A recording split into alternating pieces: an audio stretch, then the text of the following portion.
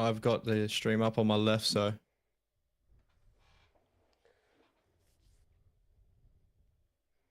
All right, we'll wait till that no data. There we go. You got excellence. Okay. All right. What's up, everybody? Welcome back. We got a whole new little system going on, guys. So let us know in the chat down below if you can see everything, you can hear everything. Everything is running fine and dandy.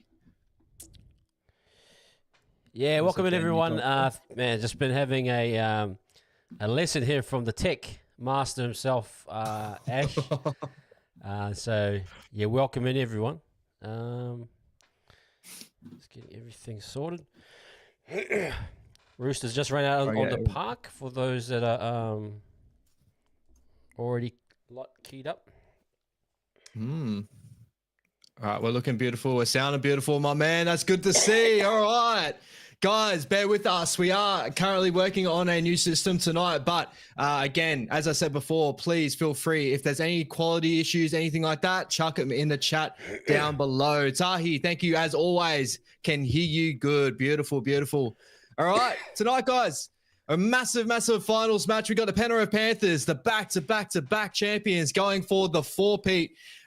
Starting that run to the grand final versus the Sydney Roosters, a team that is stacked to the brim, but dealing with a couple of injuries coming into this one. So quickly, we'll run through the team list before we go through it, guys. Dylan Edwards, Suni Turuva, Isaac Tungo, Paul Alamonte, and Brian To'o are the backline for the Penrith Panthers, the half pairing of Jerome Luai. And the man returns, the prince returns, Levon. Nathan Cleary is back in the lineup. Incredible, bro, incredible. Up front, we got Moses Leota, James Fisher-Harris with the hooker, Mitch Kenny. Liam Martin, Luke Gardner starting off the game there. An interesting change there from Ivan Cleary, Isaiah Yeo in the lock position. Off the bench, we got Lindsay Smith, Liam Henry, Matt Eisenhoof, and Brad Schneider. So it does look like Scotty Sorensen has dropped out of the lineup. I haven't seen any news on that, but obviously due to injury, I do apologize, guys. And quickly running through the Roosters lineup here, we got James Tedesco, Daniel Tupou, Joseph Sua'ali'i, Joseph Manu, Dominic Young as their backline. Halves pairing of Luke Keary and Sandon Smith. Unfortunately, no Sammy Walker there. Lindsay Collins, Connor Watson, Nat Butcher up front. Angus Crichton, Satili Tupanua, and Terrell May in that lock position. Finishing off the bench, we got Spencer Lenu, Zach Docker-Clay, Nafahu White, and Siwa Wong coming off the bench. Going to be incredible. Levon. Big game tonight, my bro. Let's just double check. We haven't kicked off on your screen yet, have we? No. We're just trying to line it up while we're in. Yeah, we'll tee it up, but I just got shots of Luai at the moment. Mate, you just look at Panthers. Let me know when you have. Yep. I'll give you a countdown when I'm going. Shots of Tedesco right now. Okay, kickoff has just occurred. We are at 54, 53, 52, 51, 50, 49. Beautiful. 48. And we are on. We are on. Guys, also, as we always preface while we do these watch-alongs, guys, we may be a little bit behind you guys due to, obviously, we're working over the internet and we watch everything over the internet currently right now, so we won't be lined perfectly up. But we will count out the numbers on the screen here so you can line up with us, so you're hit it with us. Or if you want to stay up in front, stay live and fresh and just be ahead of us, feel free to join us in the chat as well to enjoy this big finals game. But great start from the Roosters here. Fourth tackle getting to almost the 40-meter line. Teddy making his presence known pretty early on in this game here and kicking there, Luke Keary. Brother, how are you feeling about this game? What do you reckon? What are you feeling here? Are you thinking Penrith Panthers should get over the top of the Roosters here, or do you reckon the Roosters might surprise a couple of people?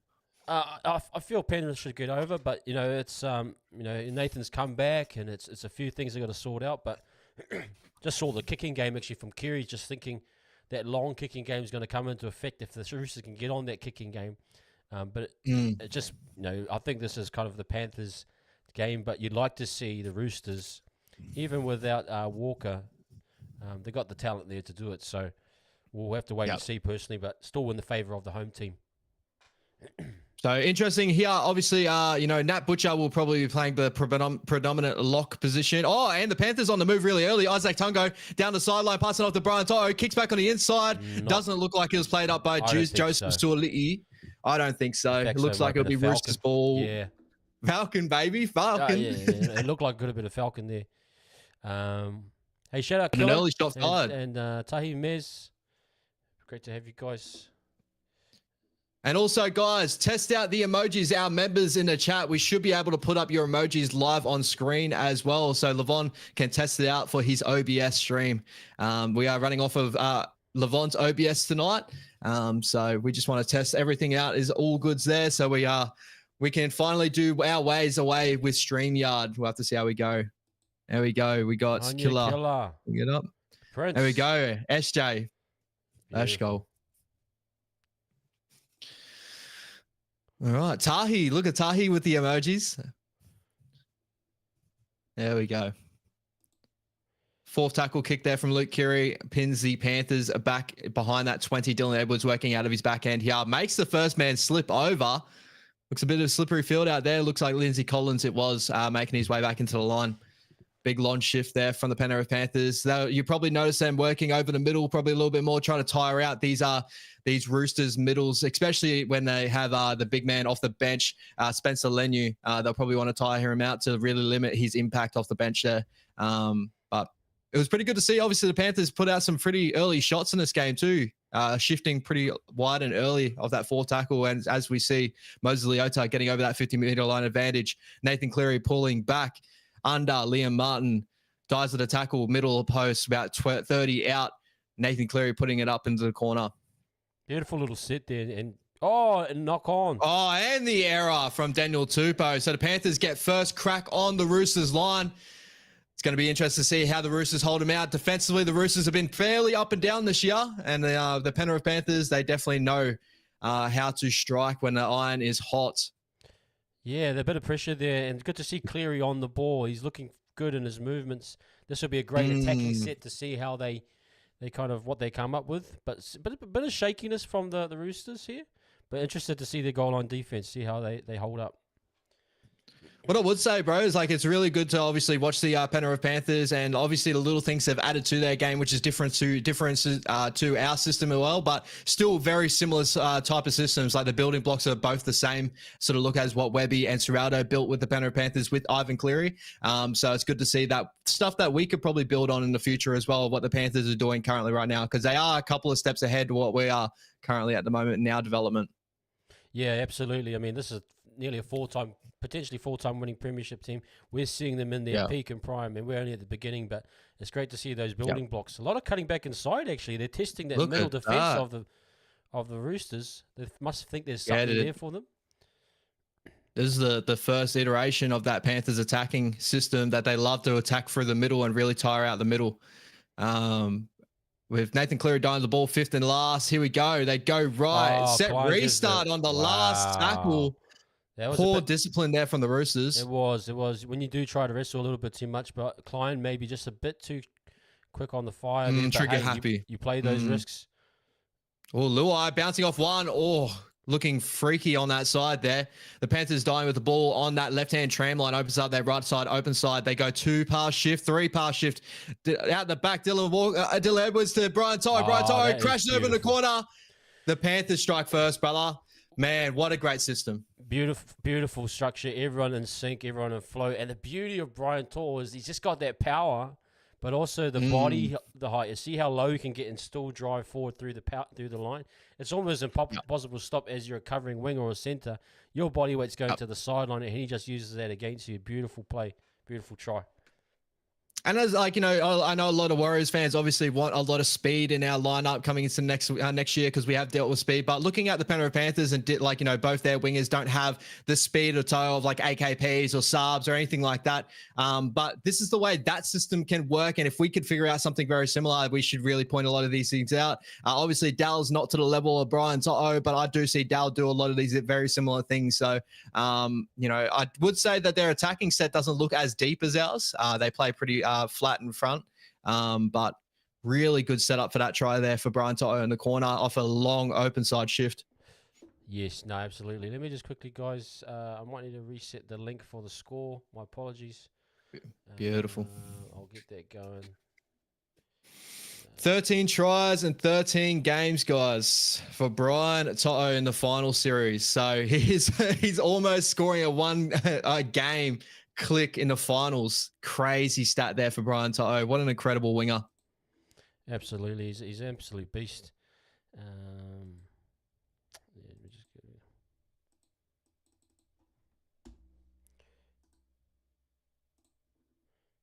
rid Nathan Cleary shaping up to kick here. my apologies. You're right, my bro. Is that? Let me think. There we go. There we go. Hopefully that keeps Nathan uploading. Cleary. Oh, just shaves it there from Nathan Cleary. An unusual miss from the star halfback, but still 4-0 the Penrith Panthers over the Roosters, currently 33 minutes away from the first half. Yeah, and it's just, again, you cannot afford to do that to give those 6 games, especially against the Panthers or any team. They can just be so clinical. Hey, shout out to Jazz. Just quickly on the reports, the Jazz signing with the Sea Eagles. It was what he said. It was close to what... It was. What's your thoughts quickly on that, Ash? Yeah, obviously it must get a little bit warm up at Manly for some reason there, bro. When I heard it was he's going somewhere warm, I would have thought the Cowboys for sure. But a decent signing for the Manly Sea Eagles. I have heard a lot of people say that a lot of their drawbacks is due to how big their forward pack is and probably need a little bit more mobility. And we do know as Warriors fans, Jazz offers that as well. And the cleanup in behind the ruck is probably the best part of his game defensively. So that will help out for the Roosters, for the Manly Sea Eagles for next year. And shout out to Jazz. Hopefully he absolutely kills it because he'll always be a Warrior to us, right? Yeah, he absolutely is. I'm excited for him. It's a good club too, and if he gets a good spot, he should be playing some good footy. The standards are high there. You wouldn't expect anything else from Penrith. So, from Manly. So, let's see 100%. what happens. It'd be great to see him come up against us as well. 100%, man, 100%. I'm sure that it's going to be a firecracker of a game when we go up against Jazzy next time. We got bro. AFB, we got Jazz at Manly. Anyone else that? Trying to think who else. Well, wherever Bunty goes, if Bunty's going, wherever Bunty goes. Yeah. Well, they're definitely looking for more forwards, RCG and all that on the move. But yeah, it's going to be interesting to see a lot of our Warriors boys on the move. But also we get Fisher Harris back over, so the intensity of those matchups is going to lift. I can't wait to see next year. Yeah, no, that's true. He's nice for him to have that contract. And Killer, good on you, Killer. Hope you're doing well in Sydney, brother. Here we go. Teddy nice. Trying to get his team on the front foot. Nice short ball to Tupanua on that side, that right-hand tram line. And Teddy on the front foot again. Ruck infringements, so they get a full set in Panthers territory. Here we go. The first time for the Roosters to try and crack the Penrith Panthers, the best defensive team in the competition, on their line at their home field. They're going left for Angus Crichton. A nice offload to Luke Keary. Over the top there to Daniel Tupou. A little bit of space on the outside. He dies with the ball. Left-hand tram line. Nathan Cleary and Brian To'o wrapping up the tackle. Their second tackle. 20 meters out. They shift towards the post. Luke Keary, dummy and go. He's going to die with the ball. Still left-hand tram line, 20 meters out from the Panthers try line. Third tackle. We go right here. Sandon Smith. It's Nat Butcher going back inside. We're looking left post now. It looks like right side open shift. They go that way. Out of the back, Sandon Smith. Out the back, Teddy. Draw no touch on the ball at all there. Joey Manu picks up the ball about close to 25 away from the Panthers line. This set is a shaky one from the Roosters and a horrible kick there from Sandon Smith. 7 tackle set here for the Penrith Panthers, working out their own end, and they got the best sort of run meterage there with Brian To'o taking the first set up. Very shaky first set there from the Roosters. Very poor design. That last pass, particularly way out the back for Manu, and it just killed everything. But that kick was way too deep. A bit of inexperience there. Needs to sit that one. You don't actually have to kick it in goal in some situations. You want to pin the team down in their own 10. But yeah, very poor start. Yeah, guys. Shout out to James Tedesco, though, getting his hand on the ball a lot in this game very early on. So he's trying to drag this Roosters team back into this game here. But the Penrith Panthers keep rolling on. Third tackle in the opposite side of the field. Isaiah, look at the set that they're building here. Fourth tackle, about 30 out from the Roosters line. They go left. Nathan Cleary, long ball there to Luai. Luai out the back there to Alamonte. Alamonte skips and bangs straight over the top of Sandon Smith. 20 meters out. Fifth and last, guys. Left-hand tram line. Nathan Cleary there. kicks it across field. Who's getting up there? Liam Martin trying to specky. But Isaac Tungo goes out of the ball. The Penrith Panthers 4, now going to 8-0 over the Sydney Roosters. The kick to come to go to 10-0 very early on in this game. 2 sets, 2 tries, Bella. That is absolutely crazy. We just talked about a kick on the other side of the field and too deep and too high. This is exactly perfect where you want to kick in Lathan's short kicking game. That short crossfield bomb is just deadly. Look, it lands right on the post almost. It does on the post, and you just get a variable and an option. You just get people around it, and it's another try. So look at that. That is absolutely beautiful. The weight on the kick. Nathan, he's been out. How many weeks he's been out now, Ash? And it's like nothing's changed. Yeah. Absolutely scary. It's the best halfback in the game, right, bro? Absolutely. It's the best halfback in the game, and you know it's an absolute wonder watching this guy go to work, man. He's incredible. He's incredible. But shout out to the Penrith Panthers, just an incredible unit. And I'm really noticing how they're trying to attack this game here. They're obviously turning back under, but when they're going for that backline sets, they're really hitting like, you know, 2-man shifts, like they're going like edge for edge. They're really stripping these big mobile forwards of the Roosters apart and trying to really tire them out, which will pay dividends later on, but even pay the dividends right now.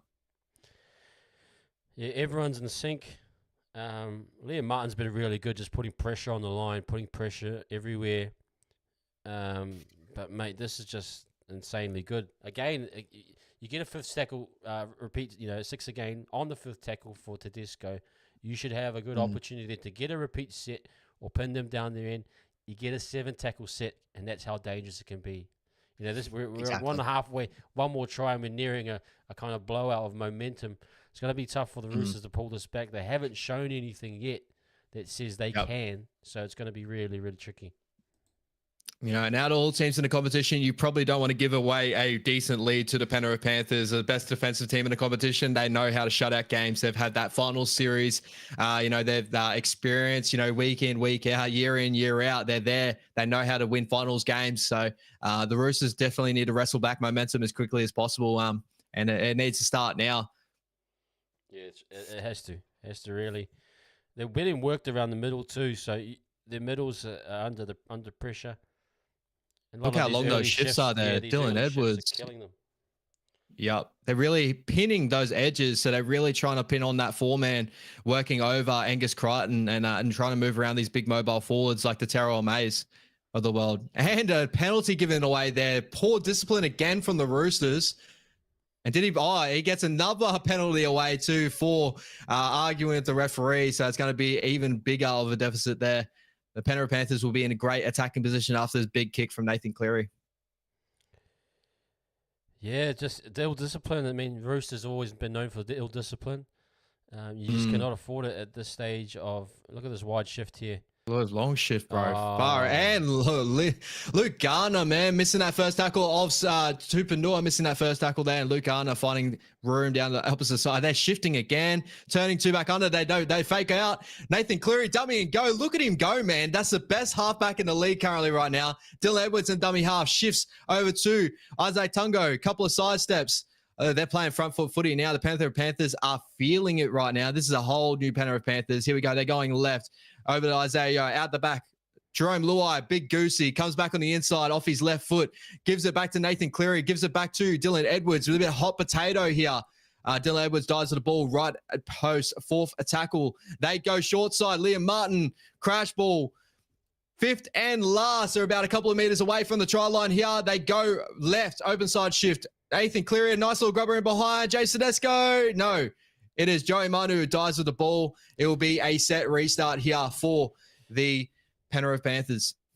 It's just so clinical. And you see that when they each tackle in the space they fill together, they go up together really strong. They fill that space so that defensive line can't even have time to push up. And they're setting the tone and setting the pace. And again, simple kicks like that. You don't get a scoring try every time, but you're getting a repeat set. Nathan, he has just that softness of touch on his kick. It's not overbearing. It's not overpowerful. But just quickly on Tupanua, he shot out of the line there. You got to be very careful there. And then that last play, remember Pompey got caught out last time? Yep. Nathan's one of the best at going at the line, dropping guys underneath and then shooting, hitting that gap. something they're going to have to be really Deceptive careful for. speed, bro. Deceptive speed that he very has, man. He's got quick toe for a guy that people don't Great really take. put it up to. And nice take there from Joey Manu, trying to wrestle back momentum for these Roosters here, working their way out of their own end. But what I'll touch on too, Dylan Edwards getting a lot of touches on the ball very early on in this game too. Again, like tying it back to the Warriors, looking at our fullback situation and that, looking at like how these systems sort of work and like the high work rate of a fullback out of his back end that just gets touches and run meters, very similar to some of our boys of like the Chance Nickel clock stags and even like what we could hope out of Taint Picky in the future. But I love the work rate that he gets through. Yeah, no, mate, it's really tough right now. They're really compressing that middle. They know that the Roosters are having to fight for every yard. And look, it's just back on the 30 or 25. This is a clinic right here. Beautiful run there. Beautiful run there for Sunu Taruva. It's the absolute clinic, bro. They come on with a game plan. They're hitting it solid. But you even seeing the cohesiveness of this side that has played together for years and years, like that spine that's played together for years. When they're playing hot potato footy there, bro, like they're really playing on the front foot. They're all in sync. Everyone's running off each other. It's just intensity. Here we go. Isaiah Yeo getting over. Nice offload there. Nathan, early ball there too. Isaac Tungo, let him work on Luke Keary. Fourth tackle, they're over 40-meter line. Leota straightens up the attack there. Fifth and last, they're about 30 out away from the Roosters line. Nathan Cleary on that left hand puts a bomb up into the corner here. They're going to get there and contest. Yes, they do. A bounce back there. Luai, left foot. Grubber in behind. And the Roosters dive on it again. So another goal line dropout here for the Panthers to take this one back. Man, they are just so good at the moment. They're feeling it. Oh, mate. And again, you got the benefit if one thing doesn't work, Nathan goes high for the bomb. They get a tap back. Who's there? Jerome Luai. You get a nice little left foot kick in the goal. Just the benefit of two halves that just know what to do at each time. Mate, this pressure, can the Roosters hold out? They need another dropout here. A little bit longer left. Nice take, Tor. Nice take, Tor. And continues on there. Look at the tank of him. Bang, straight over the top of Watson there. Well done to Watson holding on to a very strong man in Brian To'o. But first tackle, 10 meters out from the Roosters line. Isaiah Yeo dancing around, gives it off to Nathan Cleary, pulls back James Fisher-Harris, and he's going to dive the ball left-hand post, opens up their right side, open side shift. They want to go to it. They'll probably go to a settler most likely. Here we go. No, they don't. Nathan Cleary pulling back under for, Liam Martin straight at Connor Watson there, working over the middle. Here we go, third tackle. Set restart. The Panthers get a repeat set here. They go out the back. Jerome Luai dancing. Man. Left-hand tram line. Opens up there. Right side. Open side.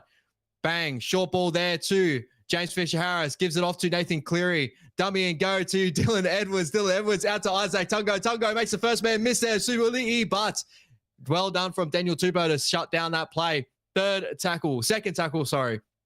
Nathan Cleary settles this one here. Moses Leota, right post, opens up their left side, open side shift. They're looking short though with Dylan Edwards. No, they don't. They go open. Isaiah Yeo, Nathan Cleary, dummy, under, over. Isaiah, Luai crashes over. A couple of left foot steps. Luai makes this 14-0 over the Roosters. What? This team, bro, is incredible.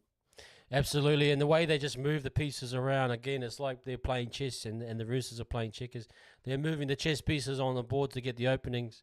It's absolutely amazing to watch. They go left-hand side here through Yo, and just the eyes, Nathan just holding that defensive line up, and Jerome's typical cutback off the left foot inside, just peppering that space all the time, making you accountable. If you don't close the space in, you're going to get caught out.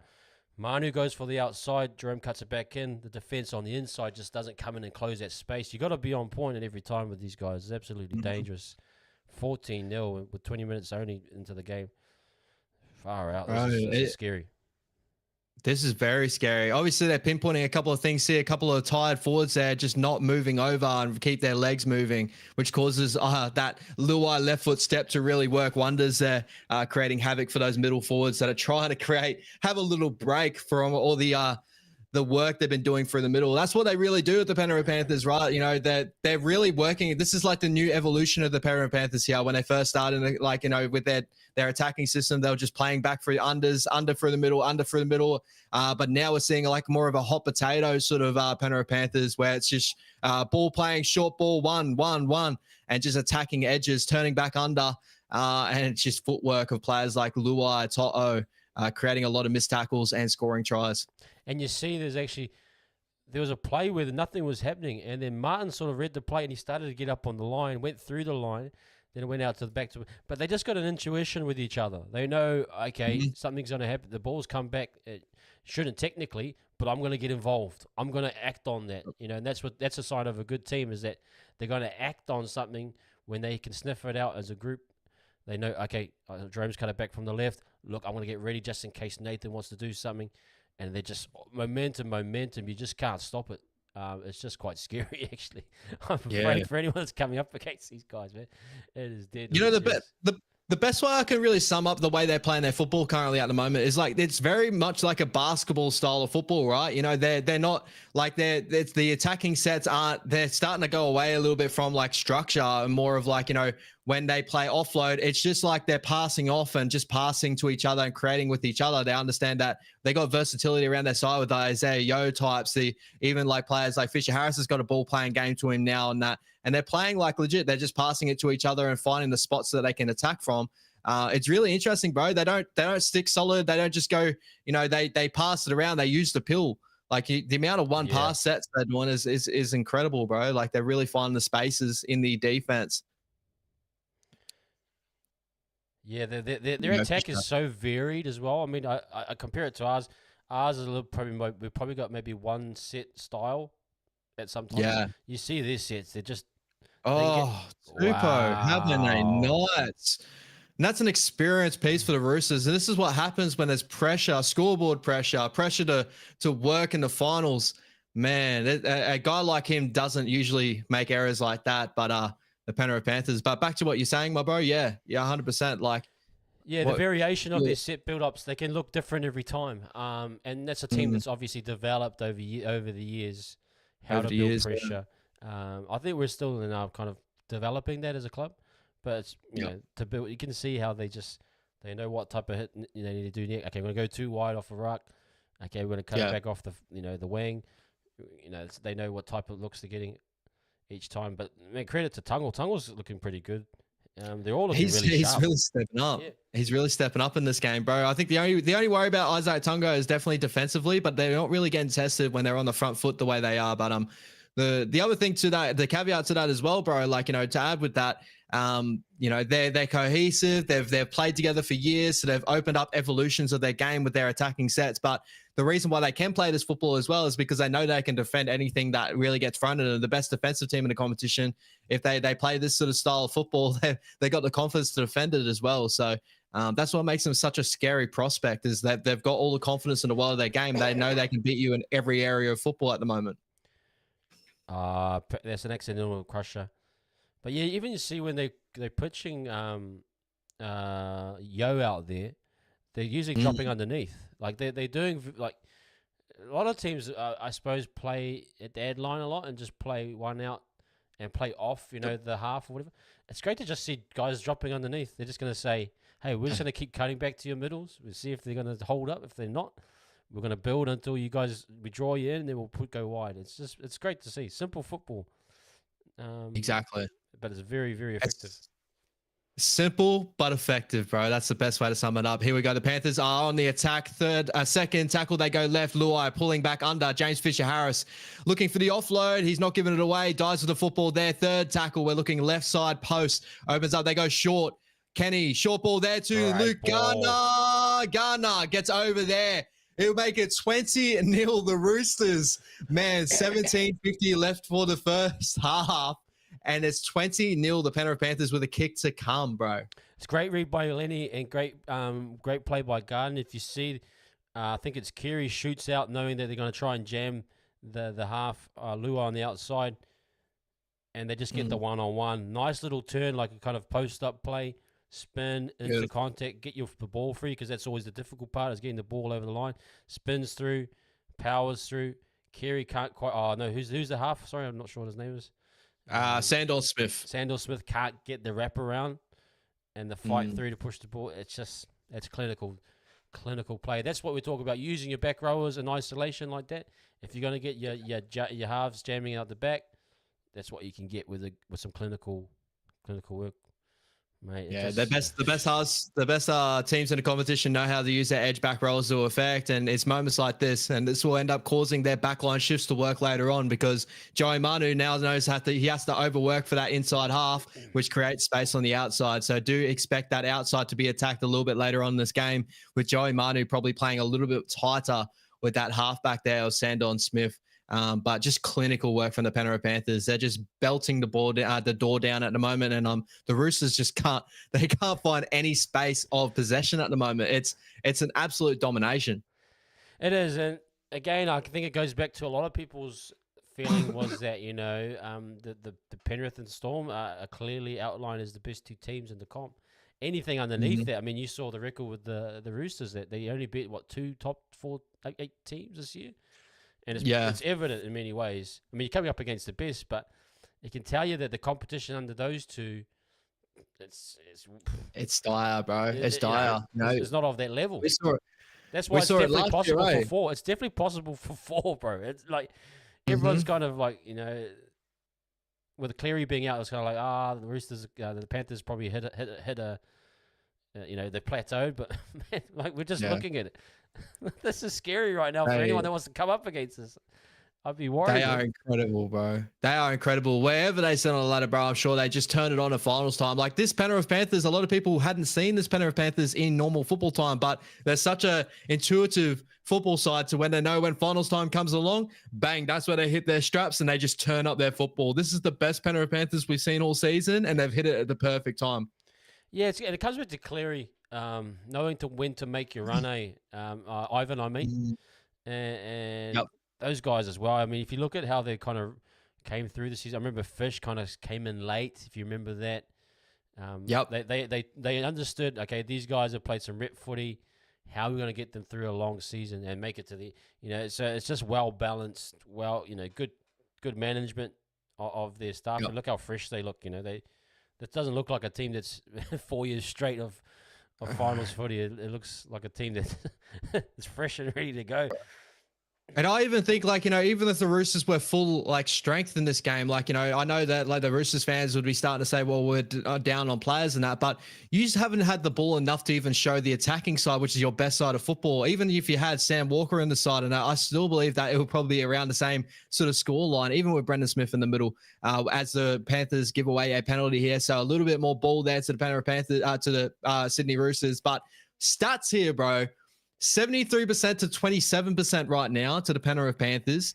They are completing 15 out of 15, 100% to the Roosters, 6 out of 8.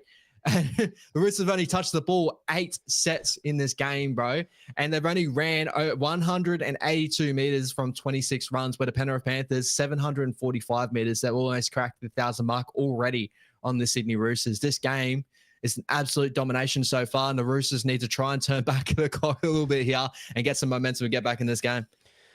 Yeah, they got to just get into something, get into what they wanted to do, get into what their game plan is. But all that attacking position just gives the Panthers so much energy now to really defend. As you look at the defensive line, just forcing it back on the inside, and they're all just so tied in and controlled. Let's see how we go here. And there's a big change, obviously, there from Trent Robertson to try and spark the attack a little bit, with Spencer Leniu coming onto the field for his first stint of the night.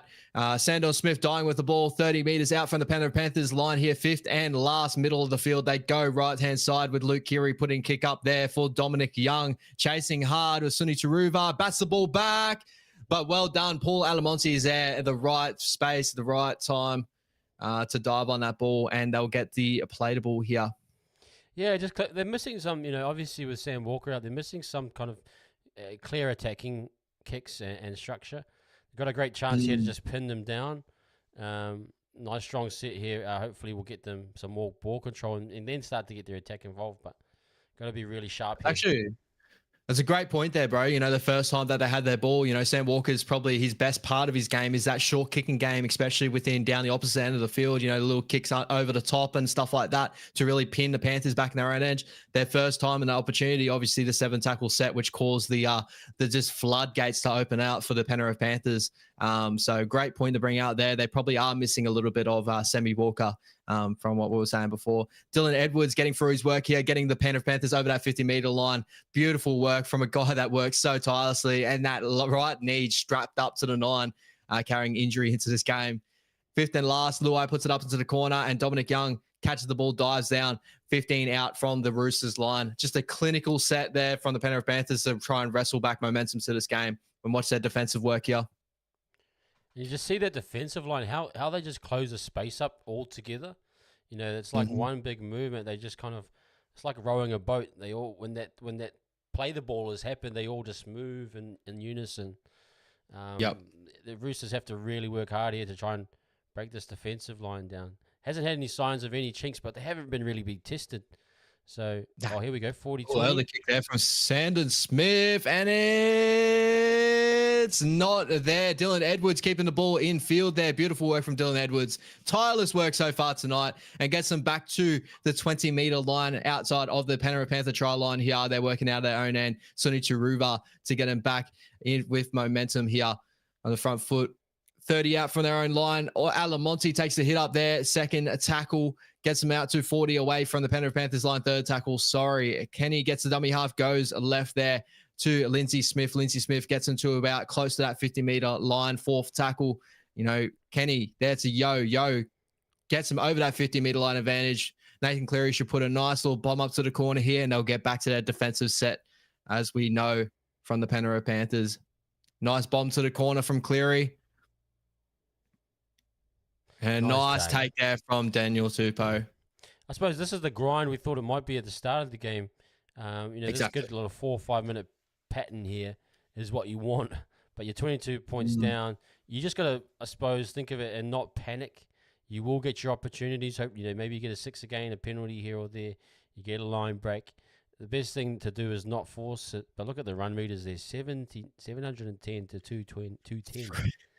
22 missed tackles for the Roosters, 3 missed tackles for the Penrith Panthers. They are on song tonight.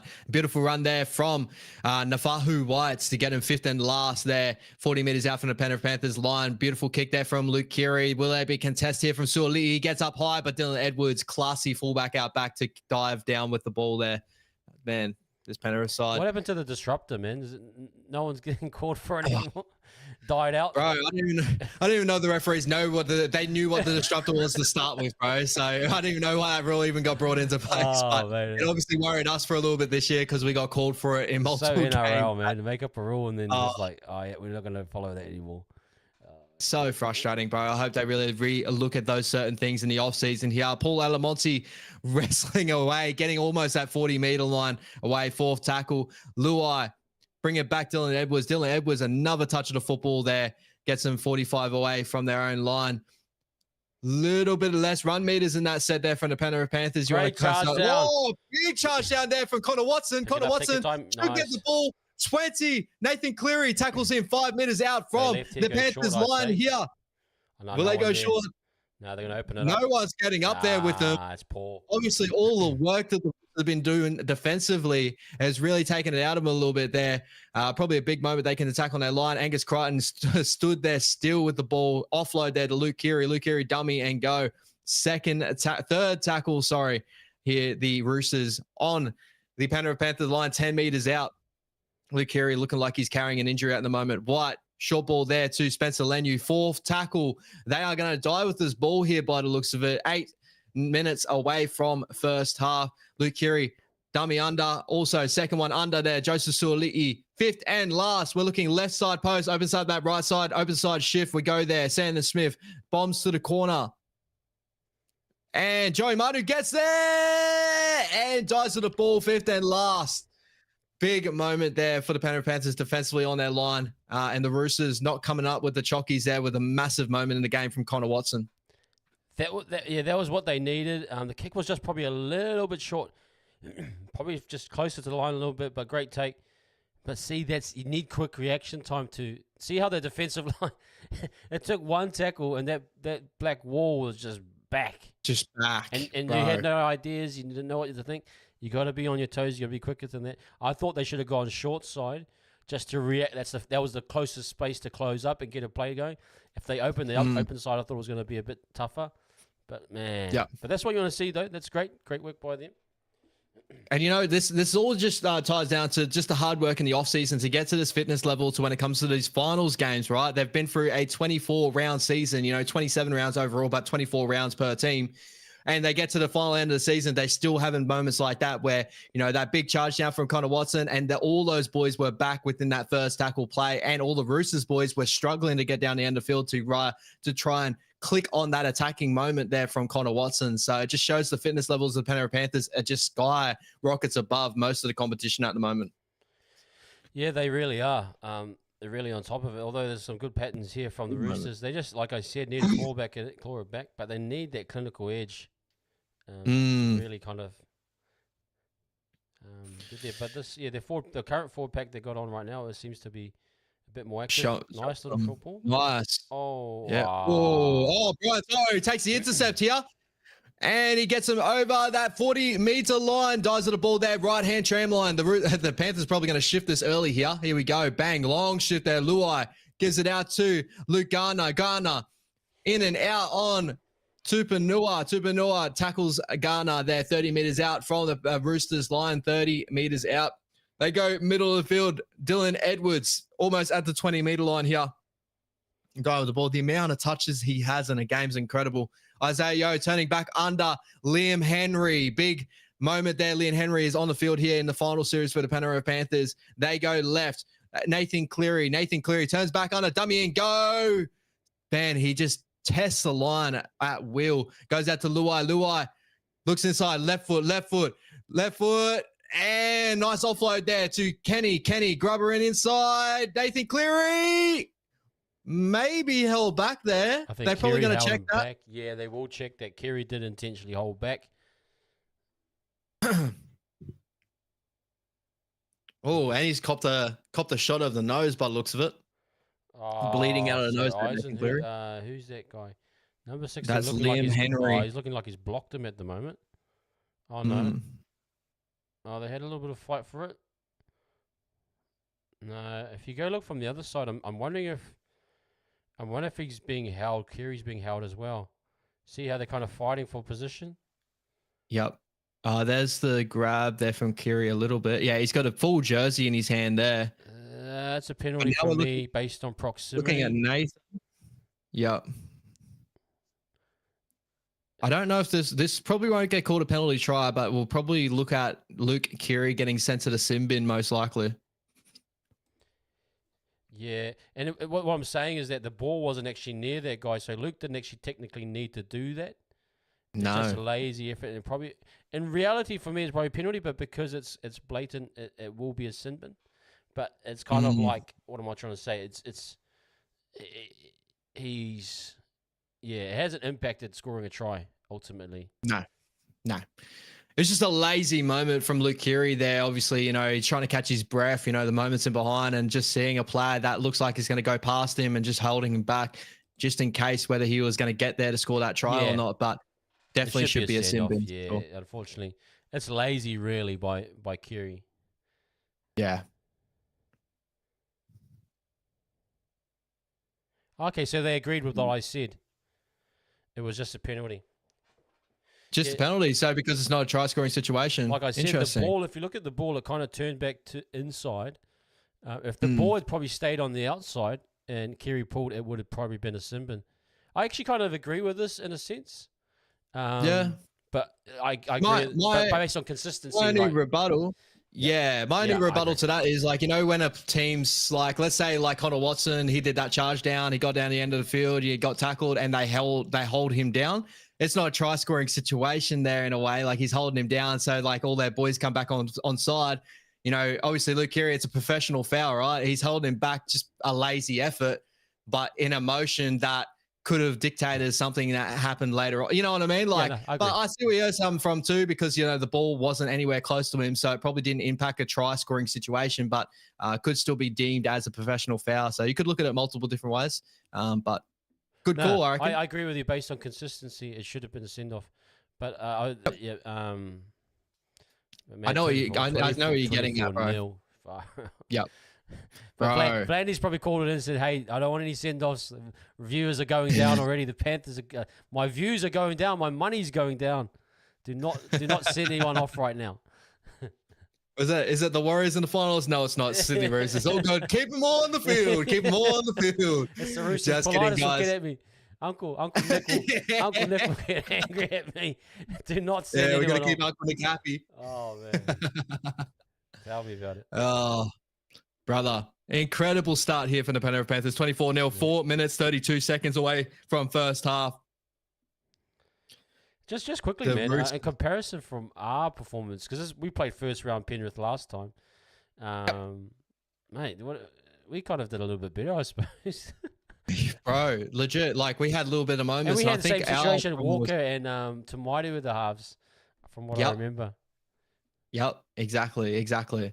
Now, our try didn't come till later on that half with Wade Egan, right? I think that was second half try, right? I'm pretty sure. Yeah, it from was still memory. pretty bad. It was still like, I know we did get beaten up a bit, but the score wasn't that bad, I don't think, from memory. I'm gonna double check this. As Luai This is goes a for a great- long kick here. Yep. Wow, that's a long kick. So Will it hold up?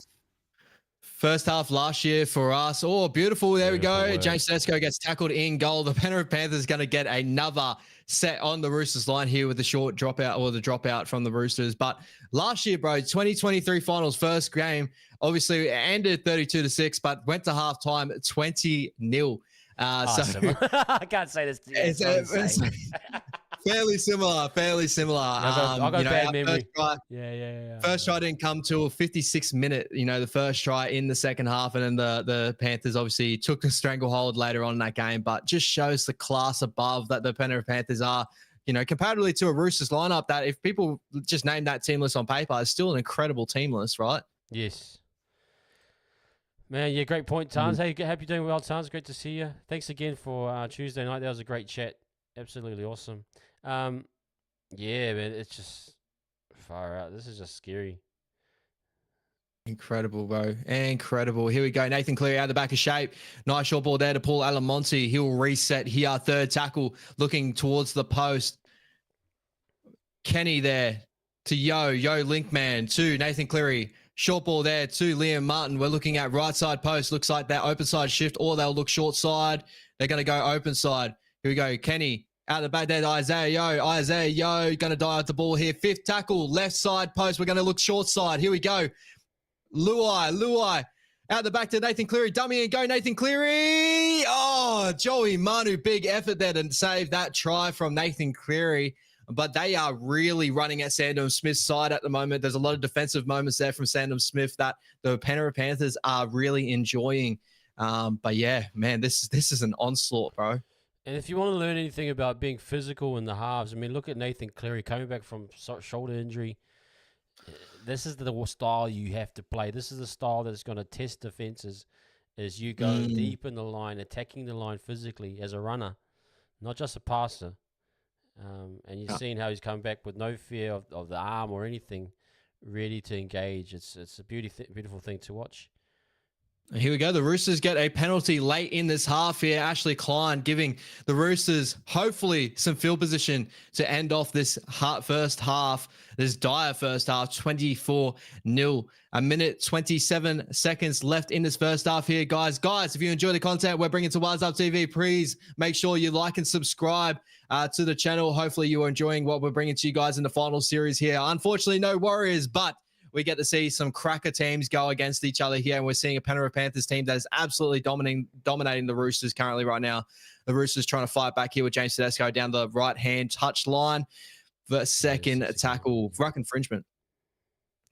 Is there a part of the field that you think that... Here we go. Okay. Here we go. Is there a part of the They're using field the that you can see a weakness in the Panthers' defense? And maybe the Roosters aren't attacking it? Yeah, 100%, bro. This year has definitely been that left-hand side there, or the right-hand side of the Panthers line, which is Brian To'o and Isaac Tungo. The reason why Brian To'o is on that side is to try and shut down that defensive leakiness that's happened during the season. Isaac Tungo just really indecisive defensively. But the Roosters seem to be trying. They're just going everywhere with their sets at the moment. No real structure. There's no pinpoint they're really targeting. They're just using the ball. But this is what scoreboard pressure does do to a team here. Spencer Leniu going straight through the middle here.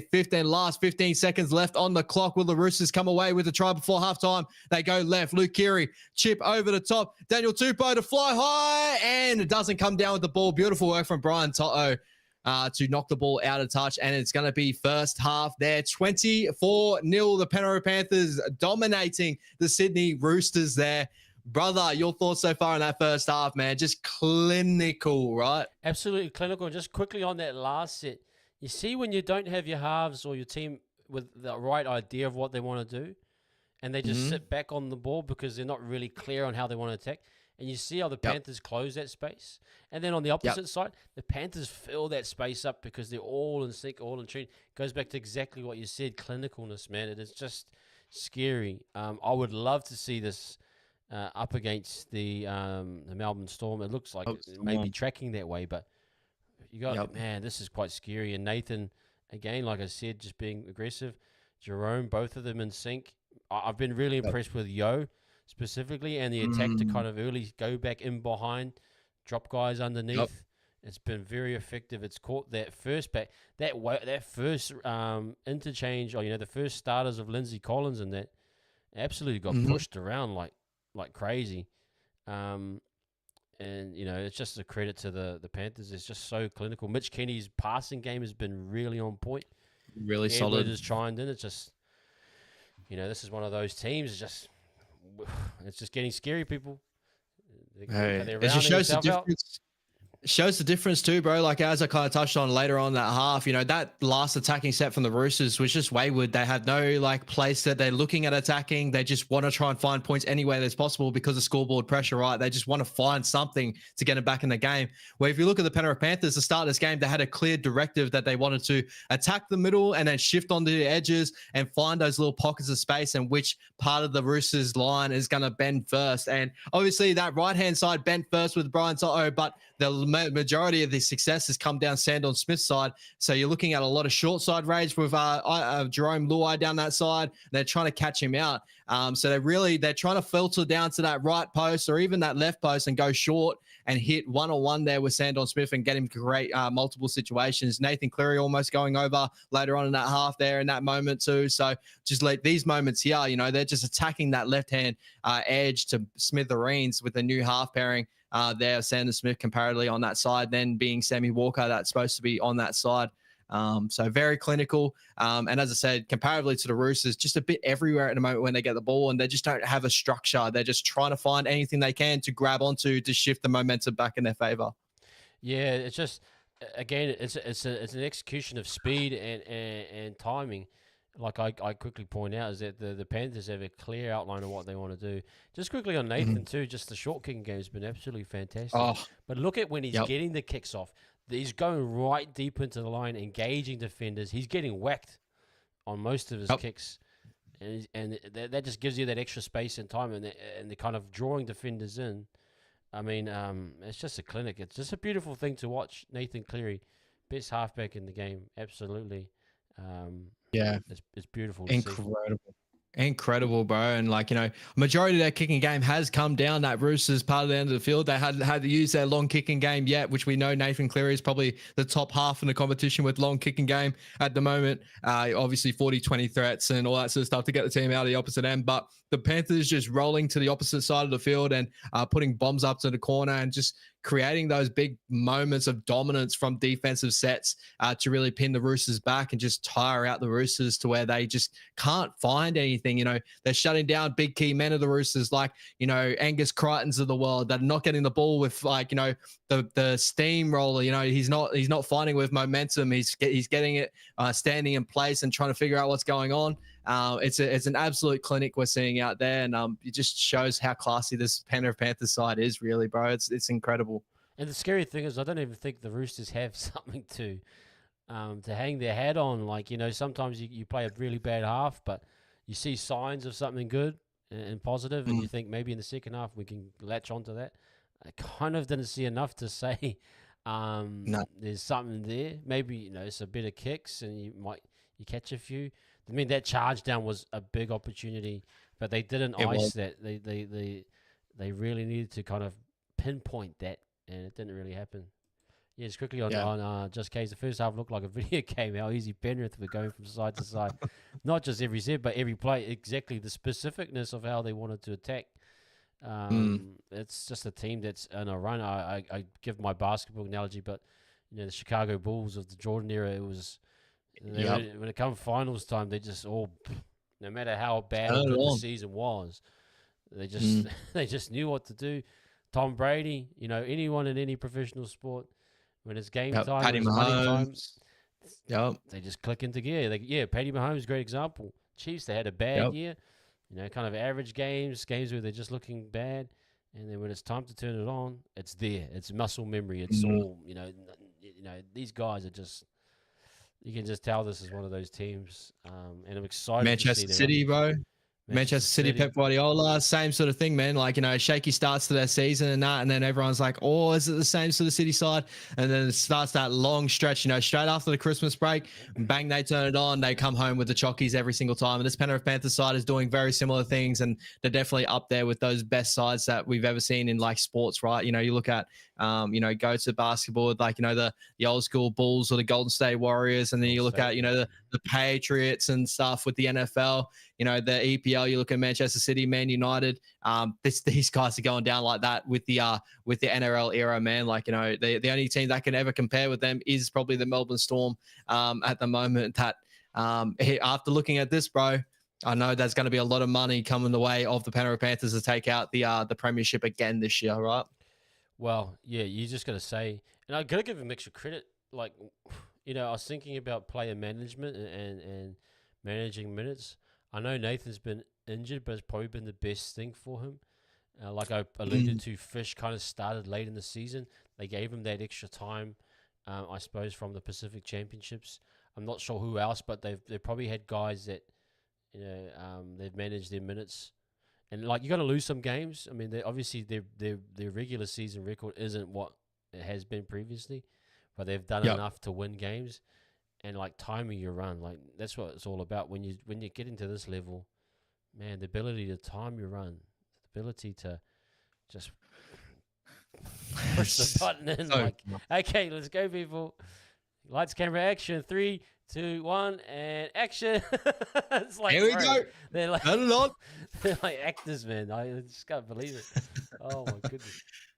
Just an incredible outfit, bro. And it's something we definitely aspire to with the Warriors, right? Like, as I keep saying, like, we are looking at our beginnings of what we should be trying to build with the Warriors. There's moments where we look similar in a way. Like, I do think that when we pin a team down the opposite end, it looks very similar to what the Panthers try to do here. And I know a lot of people's arguments is like, maybe, the game plan probably doesn't suit us. Maybe like, due to like the injuries we picked up, we're trying to play up tempo the way the Panthers do at the moment. But I do believe that if we just stay consistent and stay at it, and get our fitness levels up to the levels of like a Penrith Panthers, it just shows how dominant you can become when you become a side like this that just knows that you can win football games defensively, attacking in every area and every facet of the game, because you just know you're fitter than everyone, you're stronger than everyone, you're faster than everyone. And it's just, we will get there one day, but at the moment, the Penrith Panthers are definitely having that shine at the moment.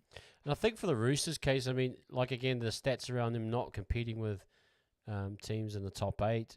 Also, remember the kicking game was always questioned. You can tell there has been no pressure from the kicks. It hasn't impacted the Panthers at all. That's starting to come to fruition. So, like I even said about us, even if we did make it to the finals, the stats say that our defense would be just too leaky and wouldn't be able to hold up. And I think it's a similar sense for the Roosters. All those stats that were saying that they weren't beating anyone else outside the top 8 teams. Understanding that Sam Walker and maybe what's his name, the hooker, got injured. Brandon with the Brandon Smith. Yep, the cheese. But you are who you are at this stage. And just unfortunate that they got to call the Panthers round one. What does it look like for them? Who would they technically be coming up to? Obviously, if they do lose this, they'll probably be matching up with. Out of the Cowboys and Knights. Oh no, so they'll jump through. Sorry, they're on the Bulldogs side of the draw.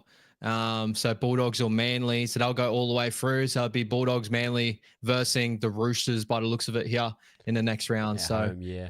I mean, yeah. again, like we've talked about it, those top two are clear and above the rest. The Roosters might have a close one. We'll have to wait and see the fallout from the Bulldogs and Manly. Yep. But you got to look at this and say, it's very much going to become a Panthers Melbourne Storm grand final by the looks of it, bro. Like it's crazy. And running through some of the stats and stuff coming into this half, guy, just really shows the domination we have here.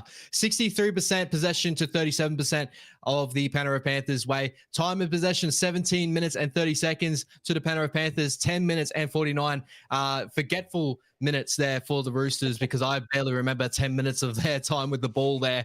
95% completion rate there with the Penrith Panthers to 81% for the Roosters. So an absolute clinic there. And then looking over at the run meters and that, just absolutely killing the Roosters. 1,073 to 490 with the Penrith Panthers just dominating through the middle. Post-contact meters, 377 to 189. 3 line breaks to 0. 22 tackle breaks to 7. Average set distance, nearly 50 meters, brother. To the Roosters, average set distance, 30. That's an absolute domination there in that first half. And looking at everything else defensively, obviously the Roosters missing 22 tackles. The Penrith Panthers only missing 7. 6 errors going the way of the Roosters. No errors from the Penrith Panthers, brother. This team is hitting and firing its straps at the perfect time. And any team should be shaking their boots coming up against the Penrith Panthers at the moment. Exactly, Timeki, and the defense as well. Like I said, they had to shift. I thought they needed to shift because the short side was the quickest side they could get a play down. Exactly. But it was just a slow reaction. He just saw that black wall, just like took one tackle, and I was like, okay, we reset. What are you going to do? And it goes to show you that probably the best team to respond to them will be the Storm. I mean, there might be other teams that might give them a crack, but you're just thinking of that again. Like I talk about it. They've got really strong runners of the ball. They have a clear out way to get the isolation. You saw that early on where pretty much Roosters had to send 3 in the tackle pretty much all night. You got Tor coming in. You got struggling with the other smaller guys, struggling with the bigger guys, and then just that clinicalness, that moving around. Like we said, they kept going underneath, back through the middle. They're just moving that defense around until they get the bites they need, and just the clinicalness of Luai and mate, this is just crazy. And how many people they've had leave over the years? Kickouts, Burtons, so many, and they're still still the same side. And like, they're answering a lot of the questions that we ask of the Warriors as well coming into the season, right? The main question that we have of the Warriors, a lot of fans are bringing up, they want to see us either bring speed into our side or controlling speed on the opposite end. The Penrith Panthers right now, I would argue they don't have a fast backline at all. Dylan Edwards just gets through a ton of work. He's not the quickest fullback in the world. You got Brian Toto, who's not the quickest winger in the world, but a complete absolute workhorse out of the back end. And Suni Taruva, very similar, probably their quickest back that they've got in their side, but even then he probably doesn't compete with some of the quickest backs that they have in a competition. And then the opposite end of the field, they got someone like Dominic Young that they should be coming up against as one of the quickest wingers in the competition. He'll probably go up there with the Jason Saabs, the AKPs, and that when he's on his day. We've seen it against the Roosters this year, and it's shut the gate. Like they haven't had any opportunity down that side. Maybe there's some ways that we could be looking at the Penrith Panthers and how to work against teams with speed, right? That's the biggest thing that I'm looking at in this one is obviously, they don't have speed and they're getting it done. How can we do very similar things? And I do believe looking into next year, whether we run with Dallin Watene-Lesniak and Roger Tuivasa-Sheck on their sides, those 2 workforce back end, but more so defensively dealing with speed, and the Panthers do it better than any other team in the competition right now. Just look at those run meters for their back 5. It's I was even thinking, have I even seen Dominic Young run? 5 for 35. Just not much at all. And then you go on the opposite side, it's all in the hundreds, close to 9 for 87 for Brian and Isaac, just getting much more involved. Like you said, they're shutting off those channels. Just a really tough night for Tupou. Mate, this is a scary, scary team. Very scary. So crazy, bro. It is so crazy. I cannot believe what we're really like. I can believe it because it's a Penrith Panthers, right? But like, a lot of people obviously come into this game. We still would have thought that the Roosters would have been able to hold in at least with the team list they have on paper. As I go back to, they got James Tedesco out back, the Australian fullback, incumbent fullback, that they have at the moment, and was the Blues incumbent. And you look at the back line, Dominic Young, Daniel Tupou, they got Joseph Manu, Joseph Suoli'i. These names are just incredible names. But the Penrith Panthers, their system just kills them off. And 24-0 at halftime, bro, is incredible. You're not seeing the best back rower in the world at the moment eating at the moment, with Angus Crichton. He's getting nothing at the moment. So massive, massive year there for the Penrith. Just quickly on that, Crichton, remember he threw that massive offload? It tells you, like, there's a bit of panic to try and generate points. Some guys, you got to be so glued in together as a team. Well, I will give credit, though. This second unit of forwards from the Roosters kind of held their own a little bit. So maybe there's a little window here. If they can kind of get on top, they can get some points. But 100%. Yeah, it's looking a bit difficult right now. I'm at 30, 29, 28, 27, 26, 25, 24. Just checking if that's all right with you, brother. All right. So I'm currently at 39, 11. So I'll hold back just a tad until you hit 39. I'm at 39, 11, 10, 9, 8, 7, Beautiful. 6. Okay. 5. Oh, I break again for the Penrith Panthers here. Chip and chase there. Oh, they are just fighting moments on moments. And while we're doing that at the moment, I did see Just K's bring it up earlier on in the chat. How many times have we seen the grand finalists play round one? It happened last year, the Penrith Panthers versus the Brisbane Broncos round one. Just saying the Melbourne Storm versus the Penrith Panthers were round one this year. I wanted to go back and actually see the other years of round one competition to see how many times we've seen it. In 2022, it was actually the Panthers versus the Manly Seagulls. But I know where he was coming on with this one, because guess which team we should have got next year in Vegas. If we got the Penrith Panthers, that would have been looking like maybe a grand final. But obviously we got the Raiders. I see it just goes going. Okay, got you. I see what he was trying to get to. I see what he's trying to get to. It's going to be a Raiders-Warriors final. No, I'm just kidding. It's a Raiders-Warriors final. But incredible, man. Incredible. Real uncanny those last 2 years, that the first two games of the season have ended in the last two. Well, most likely with the Melbourne Storm at the end of this year, maybe coming up against the Penrith Panthers. Here we go. Reset for restart here for the Roosters. Okay, see what they can come up with. You got to score first here. This would be a great place to score. This will be the moment to do it. And big run there from the Nafahu Whites to get him in. A little bit of momentum. Third tackle here. Connor Watson out to Sandon Smith. Short ball there. Tupanua. Oh, I don't know why I keep saying Suni Turuva, but Tupanua there on the right-hand tram line. Here we go. Connor Watson, a dummy half. Long ball there to Sandon Smith. They go left. Luke Keary, short ball there. Out the back, Teddy. They strip the Panthers here. And Joseph Suoli'i garashes over. Here we go. The Roosters find a little bit of a moment here on the Penrith Panthers, 24-4 with the kick to come, brother. That is a beautiful way. Again, this is what I said. We need to get them early. They get a nice, real deep line run from the Fahu White. They push it left. They get the reaction that they need. And Smith does a good job to hold up Martin there. They get the break that they need. And Suoli'i there, just the guy to finish it. Got the length, got the strength. Beautiful work. Yeah, tall. Couldn't do much there. Probably could have done a little bit better, but the momentum was just too strong. Great little try there. Hey, that's exactly what you need to get yourself going. Bit of confidence there, and just desserts from them. They really stripped them, really clinical. Like we said, you got to be clinical, and that's what we're being clinical. Suoli'i with the golden injuries. Here we go. A little bit of the union look. Obviously, the man going to the Wallabies next year. And also, I'm pretty sure the Waratahs have signed him in Super Rugby next year. Chicken crack the egg, guys. I love it. I love one of those guys. That's a good joke, Carl. Nah. Yeah, about time. A bit more coordination. Yeah, again, they looked really uncoordinated. They didn't look to be running in the spots. That's what we're talking about. Getting guys in motion. They got that nice little bite off Crichton onto Martin. Martin goes in. They get the bite they need. And actually, good to release the pass from Tedesco. Sometimes, I find the fullbacks, they don't know when to quite release the pass. Sometimes you got to release the pass early. Yeah, you Yep. don't want to. You want to start to give the centre the opportunity to dummy and go and that type of thing. So it's very good by Tedesco to get that pass. But look at this kick here. It's a very Here we tricky one. go. Doesn't look like much It wind down is. the ground. Looks like kind of a flat night. Yeah. Hopefully that helps it over there. And he shakes it right. Joseph Suaalii. So 24-4, it stays with the Sydney Roosters. But a little bit of breathing room there. Obviously, a little bit of breath of fresh air. They're trying to find their way back into this contest here. 24-4. Yeah, no, White has there's a nice strong line. Like I said, I think the second unit has been pretty good. They've been able to get onto the ball. They've been able to get in strong. So I think hopefully if they can hold out, mate, if you get another one quick and early, that might change things. But yeah, they got the long way to go. But it shows you there are signs you can get at. You can get at the Panthers.